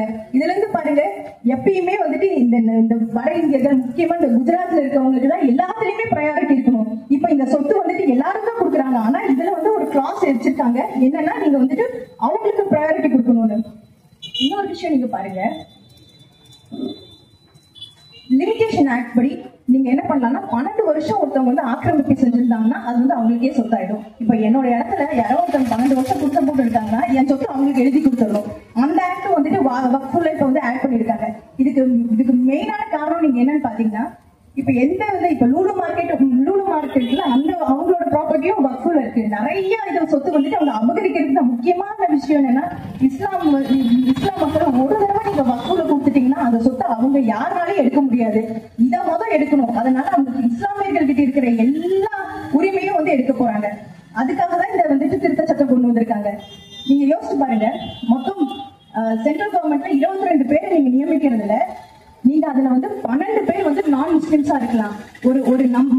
ஒரு மத அந்த நம்பிக்கை இல்லாதவங்களுக்கு வந்துட்டு ப்ரையாரிட்டி கொடுப்போமா, இல்ல வந்துட்டு அவங்க இல்லாதவங்களுக்கு ப்ரையாரிட்டி கொடுப்பீங்களா? நீங்க ஏற்றுக்கோங்க, ஒரு அறநிலையத்துறை இந்து அறநிலையத்துறையோ இல்ல வந்து ஒரு கிறிஸ்தவ தேவாலயத்திலேயோ அவங்களை தவிர மத்த யாரையாச்சும் உள்ள உட்காரமோ ஏதாச்சும் நீங்க கொண்டு வர முடியுமா? திருத்த சட்டம் கொண்டு வர முடியுமா?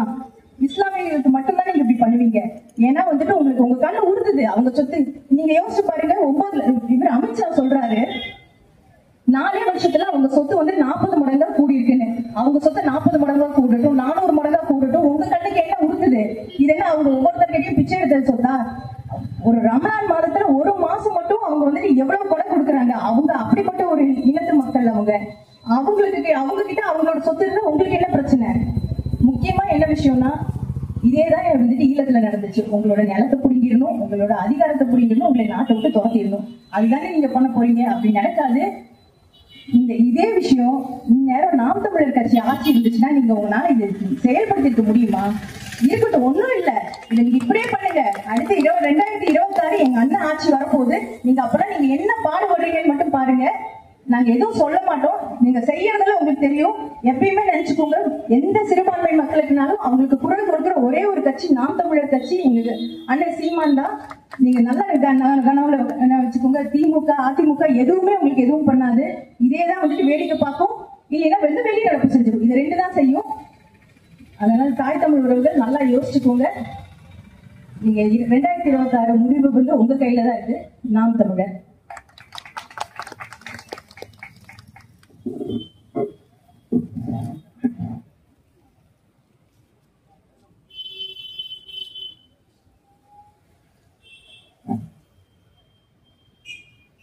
மாநில குழந்தை பிறப்பு செயலாளர் நாட்டை துறைமுருகன்.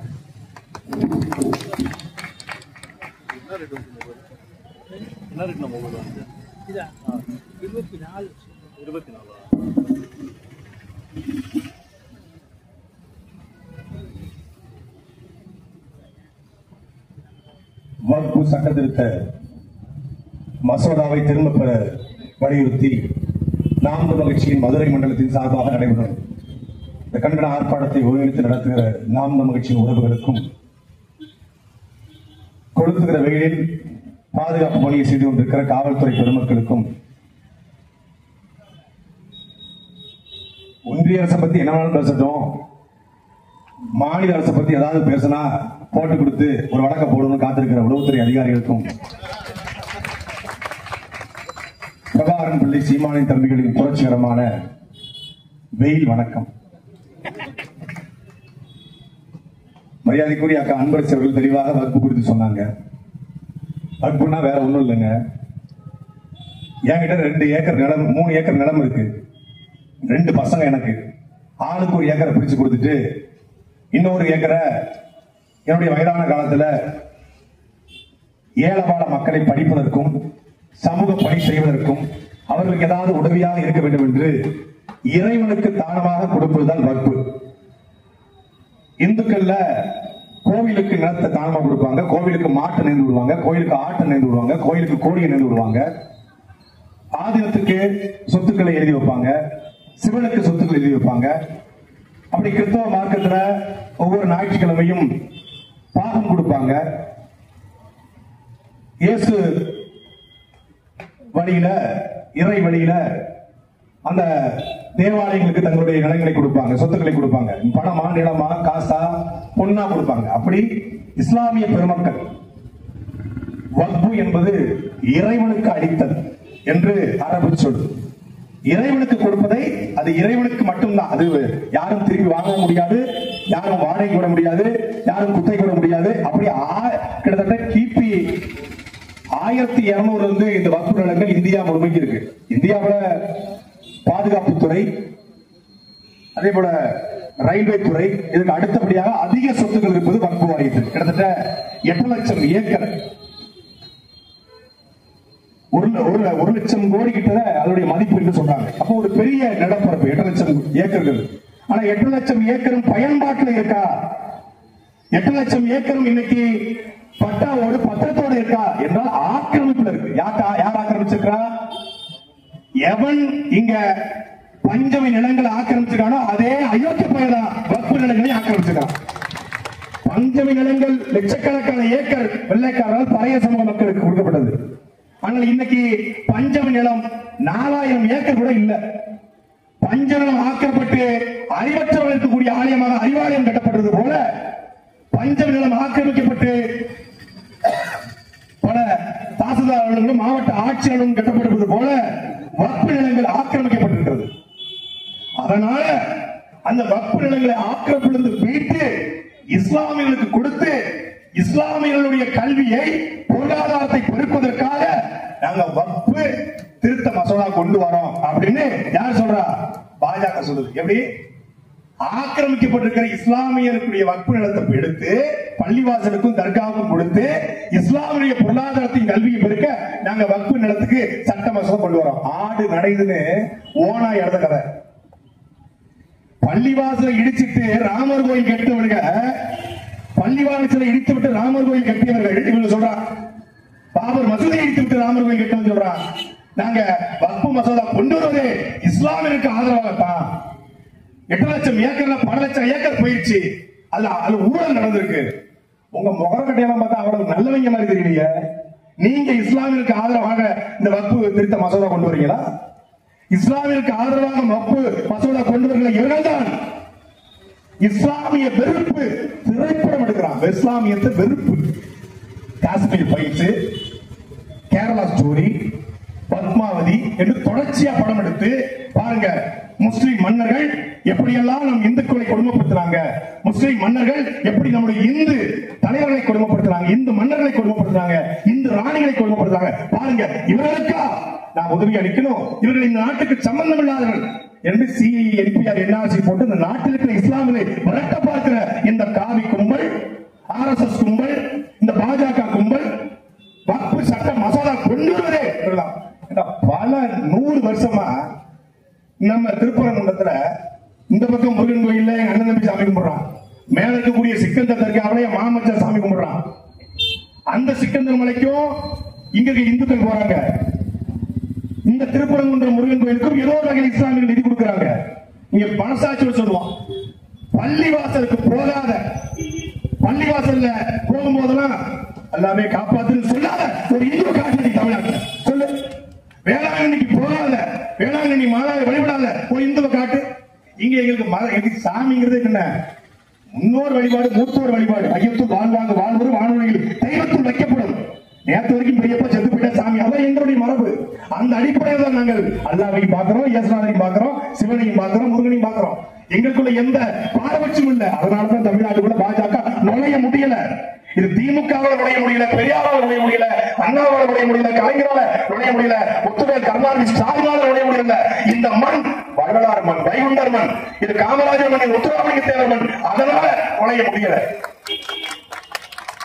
அப்ப என்ன பண்றான்? இங்க வக்ஃபு நிலத்துக்கு எதிராக சட்ட மசோதா நிறைவேற்றத்தை கண்டித்து தமிழ்நாடு சட்டசபையில் மரியாதைக்குரிய தமிழ்நாட்டின் முதலமைச்சர் ஸ்டாலின் அவர்கள் தலைமையில ஒரு தீர்மானம், வக்ஃபு சட்ட மசோதாவை எதிர்த்து தீர்மானம். இதே திருச்சியினுடைய திமுக கட்சிக்காரங்க தர்கா நிலங்களை ஆக்கிரமிச்சிருக்காங்களா இல்லையா? நான் சொல்லல. திருச்சி தென்னூர் தர்கா, திருச்சி அண்ணா தர்கா, தர்காவுடைய இடங்கள் ஆக்கிரமிக்கப்பட்டிருக்கு. இதே திருச்சியினுடைய நகர்ப்புற வளர்ச்சித்துறை அமைச்சர் மரியாதைக்குரிய ஐயா KN நேருடைய வகையில் ஆக்கிரமித்திருக்கிறது. மதுரையில் ஆக்கிரமிக்கப்படலையா? திருநெல்வேலி ஆக்கிரமிக்கப்படலையா?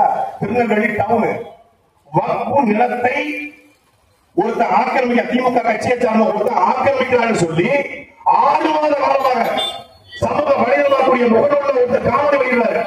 நான் முன்னாள் முதலமைச்சர் கருணாநிதியுடைய தனி பாதுகாப்பு அதிகாரியா இருந்தேன். நீங்க வேறா இருக்கும் தமிழ்நாடு முதலமைச்சர் வேறா இருக்கும் தனி பாதுகாப்பு அதிகாரியா இருந்தேன். உங்களுடைய மனைவியாக அந்நியா துர்காசாமியுடைய கையால சாப்பிட்டுக்கிறேன். அதனால உங்களை நான் குறை சொல்ல விரும்பல. வக்ஃபு நிலங்கள் ஆக்கிரமிக்கப்படுகிறது. திமுகவை சார்ந்த முகமது தௌஃபிக் கிருஷ்ணமூர்த்தி என்ற பெயரை மாற்றிக்கொண்டு முகமது தௌஃபிக்காக மாறிய ஒருத்தன் வக்ஃபு நிலங்களை ஆக்கிரமிக்கிறான், மீட்டுக் கொடுங்க என்று 6 மாத காலமாக முகநூலிலே நேரலையிலே பேசிய ஜாகிர் ஹுசைன் என்கிற ஒருத்தர் துள்ள துடிக்க திருநெல்வேலி டவுனில் கொலை செய்யப்பட்டிருக்கிறார். அவரை கொலைக்கு பொறுப்பேற்க யாரு? தமிழ்நாடு முதலமைச்சரும் திமுக கட்சிக்காரர்களும். இவர்கள் வக்ஃபு நிலத்தை விற்க போறாங்க. வக்ஃபு நிலத்தை மீட்க போராடி ஒருத்தர் துள்ள துடிக்க கொலை செய்யப்பட்டிருக்கிறார். காவல் நிலையத்தில் புகார் இருந்தாரு. அங்க இருக்கிற ஏசி, அங்க இருக்கிற இன்ஸ்பெக்டர் எல்லோரும் திமுக கட்சிக்காரர்களுக்கு ஆதரவாக இருந்து இவருக்கு எதிராக பொய்யாக பேசியார் வழக்கு, இஸ்லாமிய மீது ஒரு PCR வழக்க போட்டு, அதுவும் இஸ்லாமியரா மாறன ஒருத்தர் கொடுத்த புகார்ல PCR வழக்க போட்டு அவரை சிறைப்படுத்த பார்த்து, இப்போ நீங்க நாடகம் அங்க பிஜேபி ஒரு நாடகம், இங்க திமுக ஒரு நாடகம். திருடன் என்னதான் அடிக்கடி சொல்லுவாங்க, திருடன் வந்து இந்த மீனாட்சி அம்மா பேப்பர் ஸ்டோர்ல ஒரு 10 கட்டு பேப்பரை திருட்டு ஓடுறான்னு சொல்லுவாங்க. ஓடுறான், நம்ம எல்லாம் சேர்ந்து துரத்துறோம், போலீஸோட சேர்ந்து நம்மளும் துரத்துறோம். துரத்தும் போது அந்த திருடன் சேர்ந்து பேப்பர் தூக்கி ஓடுறான், பேப்பர் தூக்கி ஓடுறான்னு அவனுக்கு எத்தனை இருக்கும். அது மாதிரி வக்பு நிலங்களை ஆட்டைய போட்ட கும்பல், இந்த கும்பல் சொல்லுது வக்பு நிலங்களை மீட்க போராடுறோம். எப்படி போராடுறீங்க? வக்பு நிலத்தை மீட்பவர்களை பஞ்சமி நிலத்தை மீட்க போராடுறீங்களா? கள்ளர் சமூகத்துடைய ஜாதி நிலங்களை மீட்க போராடுறீங்களா? ஒரு சமூகத்துக்கு இல்லைங்க, ஒட்டுமொத்த சமூகத்திற்கும் வெள்ளைக்காரன் எந்தெந்த சமூகம் எல்லாம் அடிமைப்பட்டிருக்கிறதோ அந்த சமூகத்தை மீட்டெடுக்க கள்ளர் சமூகத்துக்கு ஜாதி நிலம், பழைய சமூகத்துக்கு பஞ்சமி நிலம், இஸ்லாமியர்கள் தங்களாகவே தங்களுடைய இஸ்லாமிய பொருட்களை பாதுகாத்து கொடுத்தாங்க. அப்படி கொடுக்க போய்தான் இந்தியாவிலேயே ஒரு கல்லூரி உருவானது. ஒரு ஆண்டுக்கு 1200 மாணவர்களை படிக்க வைத்து வெளியேற்றுகிறது. இந்தியாவிலே வக்பு பேரில் இயங்கக்கூடிய கல்லூரி இருக்கிற ஒரே மாவட்டம் மதுரை மாவட்டம். மதுரை வக்பு காலேஜ். அங்கே இஸ்லாமிய மட்டும்தான் படிக்கிறார்களா? தேவர் படிப்பது இல்லையா, நாடார் படிப்பது இல்லையா, கூடார் படிப்பது இல்லையா, பிள்ளைமார் படிப்பது இல்லையா, செட்டியார் படிப்பது இல்லையா, கிறிஸ்தவர் படிப்பது இல்லையா? எல்லாரும் படிக்கிறாங்க. எல்லாரும் படிச்ச வழிவரா? அது யாருடைய பணம் சொத்து? ஏதோ ஒரு முன்னோர்கள் இஸ்லாமிய பெருமக்கள் ஒரு ஆளுக்கோ ஒரு மரக்காயரோ கொடுத்த நிலம், அந்த நிலத்தில் உருவாக்கப்பட்டது. வக்பு நிலங்கள் மட்டும்தான் ஆக்கிரமிக்கப்பட்டிருக்கிறதா அப்படிங்கிற கேள்வி நம்ம முன்வைக்கிறோம். ராணுவத்துடைய நிலங்கள் ஆக்கிரமிக்கப்பட்டிருக்கிறது, ரயில்வே நிலங்கள் ஆக்கிரமிக்கப்பட்டிருக்கிறது. அதற்கெல்லாம் நீங்க சட்ட மசோதா கொண்டு வந்தீங்களா? ஏன் வக்பு நிலத்தை குறிவைக்கிறீங்க? இந்த சட்ட மசோதால என்ன சொல்றாங்கன்னா, இதில் 2 பிற மதத்தை சார்ந்தவர்கள் கம்பல்சரி இருக்கணும் சட்டத்துல சொல்றாங்க. இது ஒரு இஸ்லாமியர்களுக்காக உருவாக்கப்பட்ட வக்பு நிலத்தை கண்காணிக்கிற வக்போர்டுல பிற மதத்தை சார்ந்தவர்கள் ஏன் இருக்கணும்? அறநிலைத்துறையில இஸ்லாமியர்களும் கிறிஸ்தவர்கள் இருக்காங்களா? பஞ்சாபிய சீக்கியர்களுக்கான பொற்கோவில் இருக்கிறது, அங்க வேற மதத்தை சார்ந்தவர்கள் உள்ள நுழைய முடியுமா? ஒரு தேவாலயத்துடைய ட்ரஸ்ட்ல பிற மதத்தை சார்ந்தவர்கள் உள்ள நுழைய முடியுமா? மதுரை ஆதீனம், திருவாரூரை ஆதீனம், இந்த ஆதீனத்துடைய நிலங்கள்ல வேற யாராவது உள்ள நுழைய முடியுமா? அப்ப வக்போர் என்பது இஸ்லாமிய பெருமக்களால் கொடுக்கப்பட்டு இஸ்லாமிய ஏழை எளிய மக்களுக்கான கல்வி பொருளாதாரத்துக்காக உருவாக்கப்பட்ட ஒரு வாரியத்திற்கு பிற மதத்தை சார்ந்து உள்ள நுழையலான்னு சொல்லும் போது அதனுடைய நோக்கம் என்ன? 12 ஆண்டுகளுக்கு மேல் இந்த நிலத்தை ஒருத்தர் வைத்திருந்தால் அது அவருக்கே சொந்தம். அப்ப 12 வருஷமா நீ ஆட்டை போட்டு வச்சிருக்க, அதான் அர்த்தம். 12 வருஷமா நீ ஆட்டை போட்டு வச்சிருக்கிற. உச்சநீதிமன்றம் தெளிவா குறிப்பிடுது. 1998ஆம் ஆண்டு உச்சநீதிமன்றம் மிக தெளிவா குறிப்பிடுது, வக்பு என்பது இறைவனுக்கு கொடுக்கப்பட்டது, அது வாங்கவும் முடியாது, விற்கவும் முடியாது, அது இறைவனுக்கு சொந்தம் என்று தெளிவா குறிப்பிட்டிருக்கு. அரசியலமைப்பு சட்டத்துல மிக தெளிவாக குறிப்பிட்டிருக்கிறது. அக்கா கண்காட்சி சொன்னது கூட 44 திருத்தம். வீட்டை பெயிண்ட் பண்றது திருத்தம், ஆல்ட்ரேஷன். 4 அடி படிப்பீங்க, அது 6 அடியா உயர்த்துறோம், சரி. பின்னாடி கழிவறையில கொஞ்சம் பழைய ஸ்டைல் இருக்கு, வெஸ்டர்ன் ஸ்டைலுக்கு மாத்திரம், சரி. கிச்சன் வந்து பழைய ஸ்டைலுக்கு மாடர்ன் கிச்சனா மாத்திரம், சரி. கழிவறையை கொண்டு போய் முகப்பறையை வச்சுட்டு கிச்சனை கொண்டு போய் வெளியே வச்சுட்டு வீட்டையே வந்து மாடியை உடைச்சு தட்டி எடுத்துட்டு பண்ணா அதுக்கு பேர் என்ன? வீடை புதுப்பிக்கிறது, வீடை புதுசா கெட்டுறது. இவன் பண்ண வக்பு திருத்தம், வீடை புதுசா இடிச்சிருக்கான், இவன் திருத்தல, ஆல்ட்ரேஷன் பண்ணல. 44 திருத்தம் வந்தா முடிஞ்சிருச்சு. அப்ப அப்படிப்பட்ட திருத்தத்தை கொண்டு வர முக்கியமான நோக்கம் வக்பு நிலத்தை மொத்தமாக எடுப்பது, தனி நபர்களுக்கு கொடுப்பது. உள்ள இதுவரைக்கும் வக்புக்கு என்று தனியாக வக்போடு நியமிக்கப்பட்ட அதிகாரிகள் தான் இது வக்பு நிலமா இது அரசு நிலமா என்று சொல்லுகிற உரிமை இருந்தது. இப்போ மாவட்ட ஆட்சியருக்கும் மாவட்ட துணை ஆட்சியருக்கும், ஏற்கனவே மாவட்ட ஆட்சியரும் துணை ஆட்சியரும் கொடுக்கிற மனுவெல்லாம் பார்த்துட்டு தான் மக்கள பார்ப்பாங்க. போன உடனே அவங்க என்ன பட்டா இல்லையாமா, இந்தாங்க உங்களுக்காக நாங்க வேலை செய்ய காத்திருக்கோம், பட்டா உங்களுக்கு என்னமா அடங்கல், இந்தாங்க அடங்கல், உங்களுக்கு என்னங்க மடங்கள், இந்தாங்க மடங்கள், உங்களுக்கு என்னங்க சிட்டா, என்னங்க சிட்டா, வேற என்னங்க வேணும் உங்களுக்கு? ஐயா வேலை வேணும், உடனே வேலை இருந்தாங்க, உங்களுக்கு என்னமா படிப்பு காசு, இருந்தாங்க படிக்க காசு. மாவட்ட ஆட்சியரும் துணை ஆட்சியரும் முதல்ல செய்வாங்க. ஏற்கனவே நாய்க்கு சொல்லுவாங்கல்ல, நாய்க்கு வந்து வேலைக்கு வந்து நிக்க நேரம் உள்ள மாதிரி தான் தமிழ்நாட்டுடைய அரசு அதிகாரி இந்தியாவுக்கு இருக்காங்க. பரபரப்பா தெரிவாங்க, அவங்களுக்கு தவணி, அவங்களுக்கு ஒரு ஆடலி, பரபரப்பா தெரிவாங்க. ஒருவரே இருக்காதா, எங்கிட்டு போறாங்க எங்கிட்டு வராங்கன்னு தெரியாது. இதுல வக்பு நிலங்களை அது வக்பு நிலமா அது அரசு நிலமா என்று சொல்லுகிற உரிமை யாருக்கு இருக்கா? மாவட்ட ஆட்சியர் இருக்காங்க. மாவட்ட ஆட்சியர் யார்கிட்ட சம்பளம் வாங்குறாரு? அரசாங்க சம்பளம் வாங்குறாரு. இப்போ ஒரு எடுத்துக்காட்டுக்கு மதுரை உபலா படித்துறையில ஒரு 2 ஏக்கர் நிலம் இருக்கு. இது எங்க அண்ணன் போயிட்டு இந்த மாதிரி இதை வகுப்புறாங்க அப்படின்னு ஒரு புகார மாவட்ட ஆட்சியர் கொடுக்குறாரு. மாவட்ட ஆட்சியர் அரசுக்கு எடுத்துக்குவாரா, வகுப்பு கொடுப்பாரா? வகுப்பு கொடுக்கறவர தலையெடுத்தா அது அரசாங்கத்துடைய ஆளு. மாவட்ட ஆட்சியரோ மாவட்ட கண்காணிப்பாளரோ டிஐஜியோ அரசினுடைய அடிமைகள். அரசாங்க சம்பளம் வாங்கக்கூடியவர்கள் அவர்கள் எப்படி வகுப்போடு உண்மையா இருப்பாங்க? அரசாங்கம் தான் உண்மையா இருப்பாங்க. அப்ப மாவட்ட ஆட்சியர் கட்டுப்பாட்டுல அரசு நலமா வகுப்பு நலமா என்று சொல்லுகிற உரிமை மாவட்ட ஆட்சியருக்கு இருக்கின்ற 100 விழுக்காடு அந்த இடத்தை ஆக்கிரமிப்பதை தவிர வேற ஒண்ணுமில்லை என்பதுதான் நாம் மகிழ்ச்சியுடைய குற்றச்சாட்டு.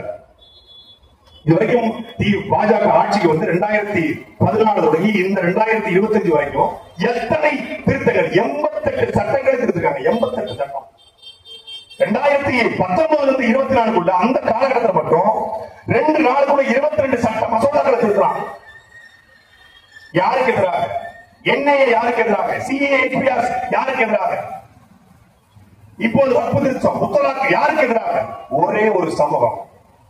இந்த நிலத்தில் தொண்டு தொட்டு வாழக்கூடிய, இங்க கோயிலுக்குள் விடல, படிக்க விடல, கொட்டாத்திட்டு பாத்தாத்திட்டு சாலையில் நடக்க முடியாது, தண்ணி குடிக்க முடியாது, குளத்துல குடிக்க முடியாது, தெருவில் நடக்க முடியாது என்றார். நீ பல்லு பறை என்று தீ சீண்டினான். அவ வாங்க பாய் தோங்க பாய் மாறலாம், மனம் மாறலாம். யார் மாறியது?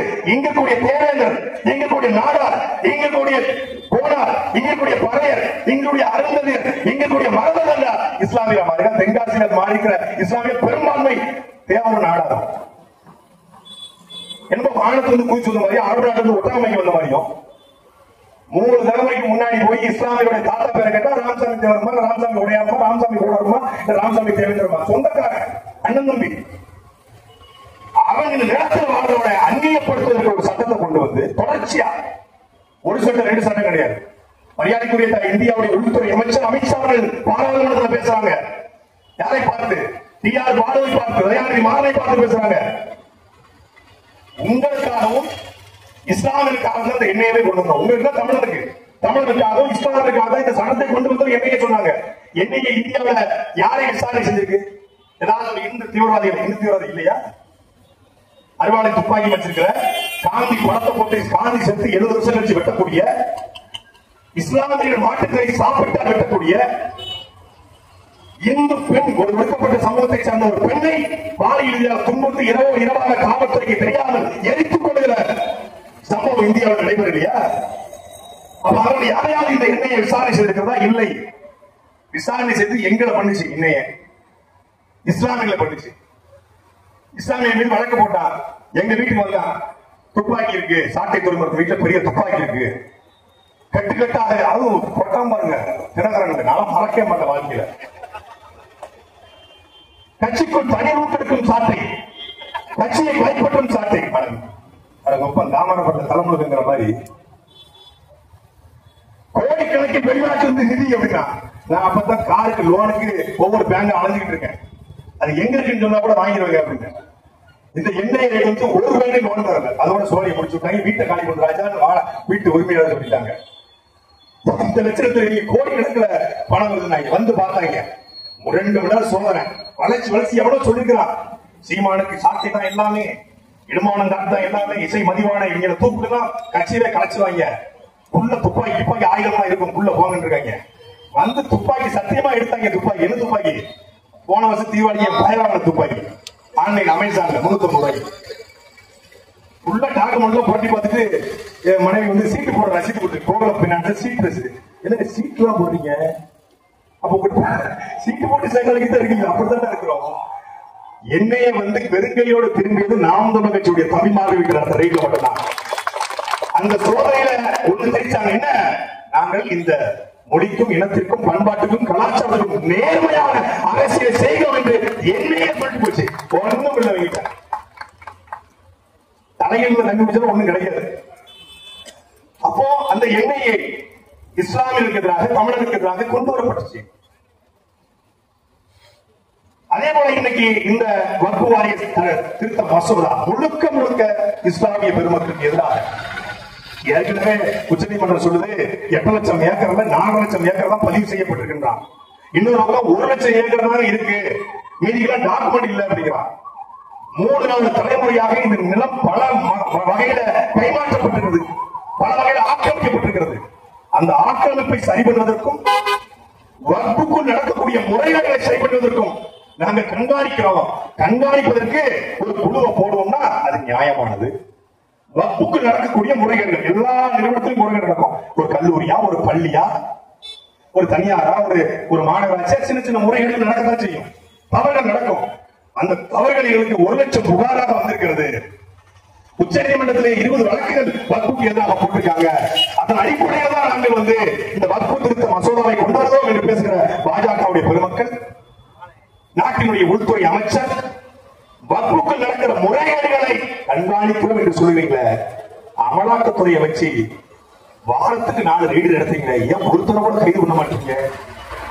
வடிவேலு ஒரு படத்துல பேசிக்கிட்டே இருக்க பாம்பை காட்ட மாட்டோம்ப்பா, குரலிருத்தியா இருக்குமோ அப்படிங்கிற மாதிரி பேசுறான், மழை பேசுவான். அது நாகப்பாம்பு, அந்த நாகப்பாம்பு சீறினால் அந்த நாகப்பாம்பு யாரை பார்க்கிறதோ அவருக்கு நாம் சித்த சிதைகளை அப்படின்னு உருட்டுவாங்க. கடைசி வரைக்கும் பாம்பே காட்ட மாட்டான், பாம்பாட்டி. அது மாதிரி அமலாக்கத்துறை வாரம் ரெய்டு நடத்துறான், அடக்கி விடுறான், ரிப்பீட். அமலாக்கத்துறை வாரம் ரெய்டு நடத்துறான், அடக்கி விடுறான், ரிப்பீட். அமலாக்கத்துறை வாரம் ரெய்டு நடத்துறான், அடக்கி விடுறான், ரிப்பீட். அமலாக்கத்துறை வாரம் ரெய்டு நடத்துறான், அடக்கி விடுறான், ரிப்பீட். முடிஞ்சது. பொன்முடி வீட்டுக்கு வந்தா ரெய்டு நடத்துறான், அடக்கி விட்டான். எவ்வளவு வீட்டுக்கு வந்தாங்க, ரெய்டு நடத்தினாங்க, அடக்கி விட்டாங்க, ரிப்பீட். இப்போ கேரள வீட்டுக்கு ரெய்டு நடத்திருக்காங்க, அடக்கி விடுவாங்க, ரிப்பீட். அடுத்த ஜெகத் ரச்சகன் வீட்டுக்கு, டாஸ்மாக்ல, ரேஷன் கடையில, கழிவறையில எல்லாத்தையும் ஊழல். 4 பேரை கைது பண்ணி போட்டு நெஞ்ச கிடிப்பாங்கன்னு பார்த்தா செந்தில் பாலாஜிக்கு 2011-14 தான் கைது. இப்போ டாஸ்மாக்ல ஒரு பாட்டுக்கு மேல 10 ரூபாய் வாங்கப்படுவது கண்டுபிடிக்கப்பட்டிருக்கு. அப்பா, இதை கண்டுபிடிக்கிறது இவ்வளவு நாளா? இதையே இப்பதான் கண்டுபிடிக்கிறீங்களா? கமலாபுரத்தை சொல்றாங்க, நீ இதையே இப்பதான் கண்டுபிடிக்கிறாங்கிற மாதிரி பாட்டுக்கு மேலே 10 ரூபாய் வாங்குவதை நாங்கள் கண்டுபிடிச்சிட்டோம். இதை கண்டுபிடிக்கிறது பெரிய அமலாக்கத்துறை வாங்கும். இந்த வடிவத்துல சிடிபிபி அது ஒரு போலீஸ் அமைப்பு. டாஸ்மாக் கடை வாசல்ல போய் நின்னாலே அவங்க சொல்லுவாங்க, ஏதோ பாட்டுக்கு மேல 10 ரூபாய் 20 ரூபாய் வாங்குறாங்க, கூலி வீடுக்கு 20 ரூபாய் வாங்குறாங்க. உனக்கு எப்படி தெரியும் கேட்காத, படிச்சேன். அப்புறம் போட்டுருவாங்க, புள்ளி ஒருத்தரை பேசுறாங்க. அப்போ முறைகேடு நடப்பது தெரியுது. யாராவது கைது செய்யப்பட்டிருக்காங்களா? 1000 கோடி டாஸ்மாக முறைகேடு. நாங்க டாஸ்மாக கூட விட்டுலாங்க, பரவாயில்ல. கனிம வளத்துல ஊழல் நடக்குது, அது கூட விட்டலாம், பரவாயில்லைங்க. ஆத்து மணல கொள்ளையடிக்கிறாங்க, அது கூட விட்டலாம், பரவாயில்லைங்க. ஏங்க கேவலமா இல்லையா? டாய்லெட்ல ஊழல், டாய்லெட்ல ஒரு டாய்லெட்டை கழுவுறதுக்கு 3 ரூபாய் என்று 2021 வரைக்கும் இருக்கு. நம்ம மரியாதைக்குரிய திராவிட மாடல் நல்லாட்சி நாயகன், பொற்கால புதல்வன் கலைஞர் கருணாநிதி தவமிருந்து பெற்றெடுத்த அந்த பச்சை மாத்து தங்கம் ஐயா ஸ்டாலினுடைய ஆட்சியில 3 ரூபாய்க்கு கழுவிக்கிட்டு இருந்த டாய்லெட்டை 330 ரூபாய்க்கு கழுவுற உத்தரவு போட்டு ஒரு டாய்லெட்ல 327 ரூபாய் வச்சிருக்காங்க. ஒரு டாய்லெட், ஒரு நாளைக்கு ஒரு டாய்லெட் கதவு 330 ரூபாய். மதுரை இருக்கக்கூடிய தாஜ் ஹோட்டல கூட கழுவ மாட்டாங்க, ஜிஆர்டி கூட கழுவ மாட்டாங்க, அமெரிக்கா கூட கழுவ மாட்டாங்க. 330 ரூபாய்க்கு ஒரு டாய்லெட், ஒரு சீட். ஆஹா, ஒருவேளை தங்கத்தை ஊத்தி கழுவுறீங்களோ? டாய்லெட் தங்கத்தில் இருக்குமா? புரியல. எந்த பான்ஸ் பவுடர், ஹோட்டல் சாண்டல் பவுடர், அப்புறம் பெரிய நல்ல ஃபாரின் சென்டர்லாம் ஊத்தி அதை கழுவுறீங்களோ? டாய்லெட் கழுவுறதுல 1000 கோடி ஊழல் அடிச்சிருக்காங்க திமுக. அமலாக்கத்துறைக்கு தெரியாதா? வருமான வரித்துறைக்கு தெரியாதா? மத்திய பாஜக தெரியாதா? தெரியும். அதிமுக பாஜக நேரடி கூட்டு, திமுக பாஜக மறைமுக கூட்டு, கள்ள கூட்டு. ரயில் நடத்தப்படுகிறது. நேரம் செந்தில் பாலாஜி டெல்லி போறாரு. டெல்லியில நமக்கு பேய்க்கு பேன் பார்க்க வேலையா? என்ன வேலை? இல்ல பானிபூரி சாப்பிட போறீங்களா? பாதி சாப்பிட போறீங்களா? எதுக்கு அங்க போறீங்க? ரெய்டுக்கு நடந்துட்டு இருக்கீங்க டாஸ்மாக்ல. மரியாதைக்குரிய மதுவனத்துறை அமைச்சர் மாண்புமிகு அண்ணன் செந்தில் பாலாஜி டெல்லிக்கு போறாரு. கதிர் ஆனந்த் வீட்டுல ரெய்டு, துறைமுகம் வீட்டுல ரெய்டு. எந்த துறைமுகம் இல்ல, திமுக துறைமுகம் வீட்டுல ரெய்டு. இங்க ரெய்டு நடத்தினா அம்மன் டெல்லிக்கு போறது கிடையாது. ரெய்டு நடக்குது, அண்ணன் துறைமுக நேரா டெல்லிக்கு போறாரு. அதே போல ஜெகத் ரச்சகன் வீட்டுல ரெய்டு. யாரு? ஆல்ஸ்பர்க்கு ஜெகத் ரச்சகன் அவர் வீட்டுல ரெய்டு. அவர் நேரா டெல்லிக்கு போறாரு. அண்ணாநகர் மோகன் எம்எல்ஏ வீட்டு ரைடு, திமுக எம்எல்ஏ வீட்டு ரைடு. அடுத்தவருடைய மரியாதைக்குரிய விளையாட்டுத்துறை அமைச்சர், விளையாட்டு அமைச்சர், துணை முதலமைச்சர் அண்ணன் உதயநிதி ஸ்டாலின் டெல்லிக்கு போறாரு. ஏன் டெல்லிக்கு போறீங்க? நீங்க தான் பாஜக எதிர்ப்புலாச்ச, கோபேக் மோடி ஆச்ச, கெட் அவுட் மோடி ஆச்சு. நீங்க அது வேற வாய், இது நால வாய். திமுக ஆட்சிக்கு வர்றதுக்கு முன்னாடி கருப்பு பருவம், ஆட்சிக்கு வந்தா வெள்ள கொடை. உலகத்துல வெள்ள கொடை இருக்குங்கிறது நான் ஸ்டாலின் வந்து மோடிக்கு பிடிச்ச பிறகு தெரிஞ்சுட்டேன். சத்தியமா நம்ம எல்லாருமே பிடிச்சேன். வெள்ளையில கொடை இருக்கா? எங்க ஊர் டீச்சர் எல்லாம் கடற்கொடை பிடிச்சு போவாங்க. டீச்சர்னாலே கடற்கொடை தான். அதே மாதிரி வெள்ள கொடை கண்டுபிடிச்சேன் அப்படின்னா மோடிக்கு கருப்பு ஆகாது. அவரே ஒரு நெருப்புங்கிறதுனால, பெரிய பருப்புங்கிறதுனால கருப்பு ஆகாது அப்படின்னு சொல்லி வெள்ள கொடை பிடிச்சு ஆட்சிக்கு வந்து வர்றதுக்கு முன்னாடி கோபக் மோடி, கெட்ட மோடி ஆட்சிக்கு வந்தா கேலோ இந்தியா, செஸ் ஒலிம்பியாடு, ஈஷாவை வரவேற்கிறது. இப்பொழுது பாமன் பாலத்துக்கு தங்கம் டென்னஸ் கொடுத்து வரவேற்கிறது. இன்னும் இஸ்லாமிய பொதுமக்கள் நம்புறாங்க பாஜக உள்ள வந்துடும். ப்ரோ உள்ள வந்து ரொம்ப நாள் ஆச்சு bro. What bro, this is very long bro. உலகத்துல பேராபத்து இருந்ததுல அறியாமை, மறதி, அறியாமையும் மறதி. இஸ்லாமிய பெருமக்கள் இஸ்லாத்தை முழுமையாக படித்தவர்கள். ஒவ்வொரு முறையும் பாங்கோசை அழைக்கிறது. என்ன அழைக்கிறது? அரபுல வெற்றியின் பக்கம் வாருங்கள், சத்தியத்தின் பக்கம் வாருங்கள் என்று தொழுகைக்கு அழைக்கிறது. நன்றிக்குரிய இஸ்லாமிய பெருமக்களை, வெற்றியின் பக்கம் நிற்கிற இஸ்லாமிய பெருமக்கள், என்னைக்கு நீங்கள் சத்தியத்தின் பக்கம் நிற்பீங்க? என்ன நிற்பீங்க? உங்களை ஏமாத்துறவன், உங்களுக்கு எதிராக சட்டத்தை கொண்டு வருவன், அவன் வக்பு சட்டம் கொண்டு வரான், அது இஸ்லாமிய ஆபத்துன்னு சொல்றீங்க. இங்க இருக்கிற இஸ்லாமிய சிறைவாசிகளை விடுதலை செய்தால் எந்த தலைவனுக்கு ஆபத்து என்று RSS அபிடவிட் போடல, பிஜேபி அபிடவிட் போடல, இந்து மக்கள் கட்சியோ, இந்து தமிழர் கட்சியோ, இந்து மகாசன சபையோ அபிடவிட் போடல. அபிடவிட் போட்டது திமுக. இஸ்லாமிய பெருமக்களை விடுதலை செய்தால் அது இந்து தலைவருக்கு ஆபத்து என்று உச்சநீதிமன்றத்தில் அபிடவிட் போட்டு மனு போட்ட இவர்கள் தான் இந்துக்களுக்கு பாதுகாப்பு. நீ நம்பிக்கிட்டு இருக்கிற பசுத்தோல் போர்த்திய புலி கூட பயணம், பசுத்தோல் போர்த்திய நரி திமுக. அதுதான் நான் பள்ளிக்கூட சொல்றாரு, ஜெயலலிதா நெஞ்சிலே நிமித்த எதிரி கருணாநிதி முதுகுல குத்துற துரோகி, அந்த துரோகி எப்படா நீ கூட நிக்கிறன்னு கேட்கிறாரு. இன்னைக்கு வகுப்பு சட்டத்தை எதிர்த்து திமுக எதுக்குது? ஆனா நாங்க ஆர்ப்பாட்டம் பண்ணா திருச்சியில ஆர்ப்பாட்டம் பண்றதுக்கு முன்னாடி கைது. மதுரையில கொஞ்சம் காவல்துறை நேர்மையில காவல்துறை எங்களுக்கு அனுமதி கொடுத்திருக்கு, நாங்க நன்றி சொல்றோம். அங்க கொஞ்சம் உணவு இருந்திருக்கு. சரி பயப்படைய வெயில கத்திட்டு போட்டோம், வெயில தான் கத்துறாங்க, கத்திட்டு போட்டோம். இல்ல அவங்களுக்கு மட்டும் மாஸ்க் கடல குடுக்குறது நமக்கு வெயில் கொடுத்துருக்காங்க. அப்போ இந்த சட்டத்தை எதிர்ப்பதாக சொல்லிவிட்டு இந்த சட்டத்துக்கு எதிரான போராட்டங்களை 40 பாராளுமன்ற உறுப்பினர்கள் புதுச்சேரியில் சேர்த்து திமுகவுக்கு நம்ம பிஜேபி பேசி அவன் செய்வாங்க. அவன் திருப்பரங்குன்ற மலையா மலம்பா, அவன் பள்ளிவாசலுக்கு பூரா சிவன் கோயில் சொல்லுவான், தர்கா பூரா அம்மன் கோயில் சொல்லுவான். அவன் சொல்லுவான் அவன் இஸ்லாமிய அரபு நாட்டிலிருந்து வந்தவங்க சொல்லுவான், அவன் இஸ்லாமியருக்கு இந்தியாவுக்கு சம்பந்தம் சொல்லுவான். அவன் சொல்லுவான், அவன் சொன்னாதான் அவனுக்கு ஓட்டு விடும். அவன் அப்படித்தான். நீங்க சிறுபான்மை இனத்தின் பாதுகாவலர், சிறுபான்மை இனத்தின் பாதுகாவலர் சொல்ற இந்த கும்பல் தான் இந்தியாவிலேயே சட்டசபைக்குள்ள இஸ்லாமிய தீவிரவாதி என்று பதிவு செய்த கட்சி திமுக. இந்தியாவிலேயே ஒரு இந்து எம்பி கூட சொல்ல, ஆனா திமுக தலைவர் கருணாநிதி சொன்னார் சட்டசபையில, கட்சி ராஜாவையும் சிபி ராதாகிருஷ்ணனையும் வெட்ட வைத்து சட்டசபைக்கும் பாராளுமன்றத்துக்கும் அனுப்பிய கும்பல் இந்த கும்பல். ஆனா இந்த கும்பல் தான் இவங்க நம்புறாங்க. அவங்க நம்மளை எப்படியும் பாதுகாத்துக்குவாங்க. கருணாநிதி பார்த்துக்கிட்டாரு, இப்ப ஸ்டாலின் பார்த்துக்கிடுவாரு. இஸ்லாமிய பெருமக்கள் 2 பேரும் புள்ள தொழில் கொலை செய்யப்பட்டிருக்காங்க. ஒருத்தர் ஜாகிர் உசேன், இன்னைக்கு புதுக்கோட்டை சேர்ந்த ஜவஹர் அலி, ஒரு சமூக ஆர்வலர், கனிமவள கொள்ளை கண்டித்து போராடிய ஜவஹர் அலி கொள்ள தொழில் கொலை செய்யப்பட்டாரு. தமிழ்நாட்டின் முதலமைச்சர் ஒரு கண்டன அறிக்கை, ஒரு இரங்கல் திமுகவை சேர்ந்த ரகுபதியோ புதுக்கோட்டையின் சட்டமன்ற உறுப்பினர் முத்துராஜாவோ யாராவது ஒருத்தர் போய் எட்டி பார்த்தார செய்தி உண்டா? திருமையும் சட்டமன்ற உறுப்பினர் போன செய்தி உண்டா? கிடையாது. அப்போ எந்த இடத்துல உங்களுக்கு பாதுகாப்பு? ஆனா இன்னும் நம்புறாங்க திமுக நம்மளை பாதுகாக்கும், திமுக நம்மளை கைவிட்டாரு. வகுப்பு நடத்த பாதி ஆட்டை போட்டு வச்சுக்கிறது திமுக தான். வகுப்பு நடத்த மொத்தமா. அப்ப அதை கண்டிச்சுதான் நாம் தமிழர் கட்சி நாங்கள் போராடி கொண்டிருக்கிறோம். இதுவரைக்கும் பல சட்டங்களை கொண்டு வந்தா நிறைவேற்ற முடியல. எனது சட்டத்தை நிறைவேற்றிருக்கிறான். நிறைவேற்றினாலும் உச்ச நீதிமன்றம் நினைத்தால் ஒரு நொடியே இந்த சட்டத்தை ரத்து செய்ய முடியும். அதுக்கு தேவை ஒற்றுமை. எப்படி சிஏ, என்பிஆர், என்ஆர்சி கொண்டு வந்து தொடர்ச்சியான இஸ்லாமிய பெருமக்களுடைய போராட்டம், ஜாகின் பாத் என்று ஒவ்வொரு ஊரிலும் இஸ்லாமிய சகோதர சகோதரிகள் உட்கார்ந்து போராடிய போராட்டத்தின் விளைவு இஸ்லாமிய மார்க்கம் சொல்லுது. அநீதியத்து போராடுங்க, இல்ல குறைந்தபட்சம் அநீதியத்து பேசுங்க, இல்லை அநீதியத்து சிந்திங்கள் என்கிறது.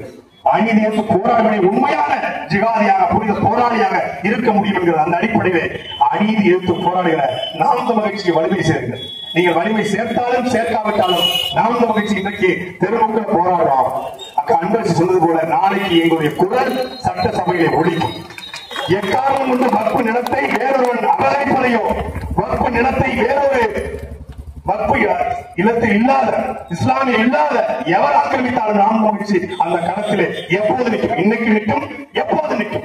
இன்னைக்கு எங்கிட்ட அதிகாரம் இல்ல, மக்கள் உட்கார்ந்து கத்துறோம். அதிகாரம் வருகிற பொழுது அந்த வக்பு சட்ட மசோதாவை முழுமையாக ரத்து செய்ய வைக்கிற சட்ட போராட்டத்தை நாம் முயற்சி முன்னெடுக்கும். நாம் முயற்சியுடைய வழக்கறிஞர் சார்பாக உச்ச நீதிமன்றத்தில் 90 நாட்களுக்குள்ளே மேல்முறையீடு போகலாம் என்பது விதி.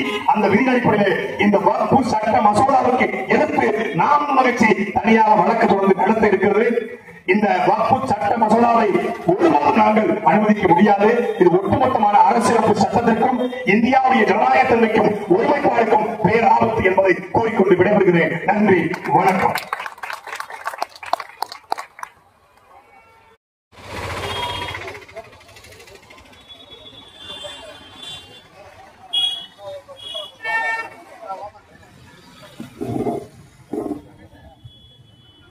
ஆர்ப்பாட்டம் இது ஆர்ப்பாட்டம்.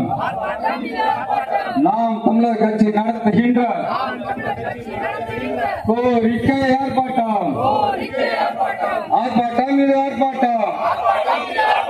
நாம் தமிழர் கட்சி நடத்துகின்ற கோரிக்கை ஆர்ப்பாட்டம். திரும்ப பெறு, திரும்ப பெறு வக்பு வாரிய திருத்த சட்டத்தை. திரும்ப பெறு, திரும்ப பெறு. ஒன்றிய அரசு, பாஜக அரசு வக்பு வாரிய திரும்ப சட்டத்தை திரும்ப பெறு, திரும்ப பெறு. வக்பு வாரிய திருத்த சட்டத்தை இந்து மக்கள் வக்பு வாங்கிய கவரும் திட்டமா? திரும்ப பெறு, திரும்ப பெறு. வக்பு வாரிய திருத்த சட்டத்தை திரும்ப பெறு, திரும்ப பெறு. அனுமதி கொடுத்த காவல்துறை அலுவலருக்கும், இங்கு கூடியிருக்கும் நாம் தமிழ் உறவுகளுக்கும், வந்த உறவுகளுக்கும் நன்றி. நாம் தமிழர்.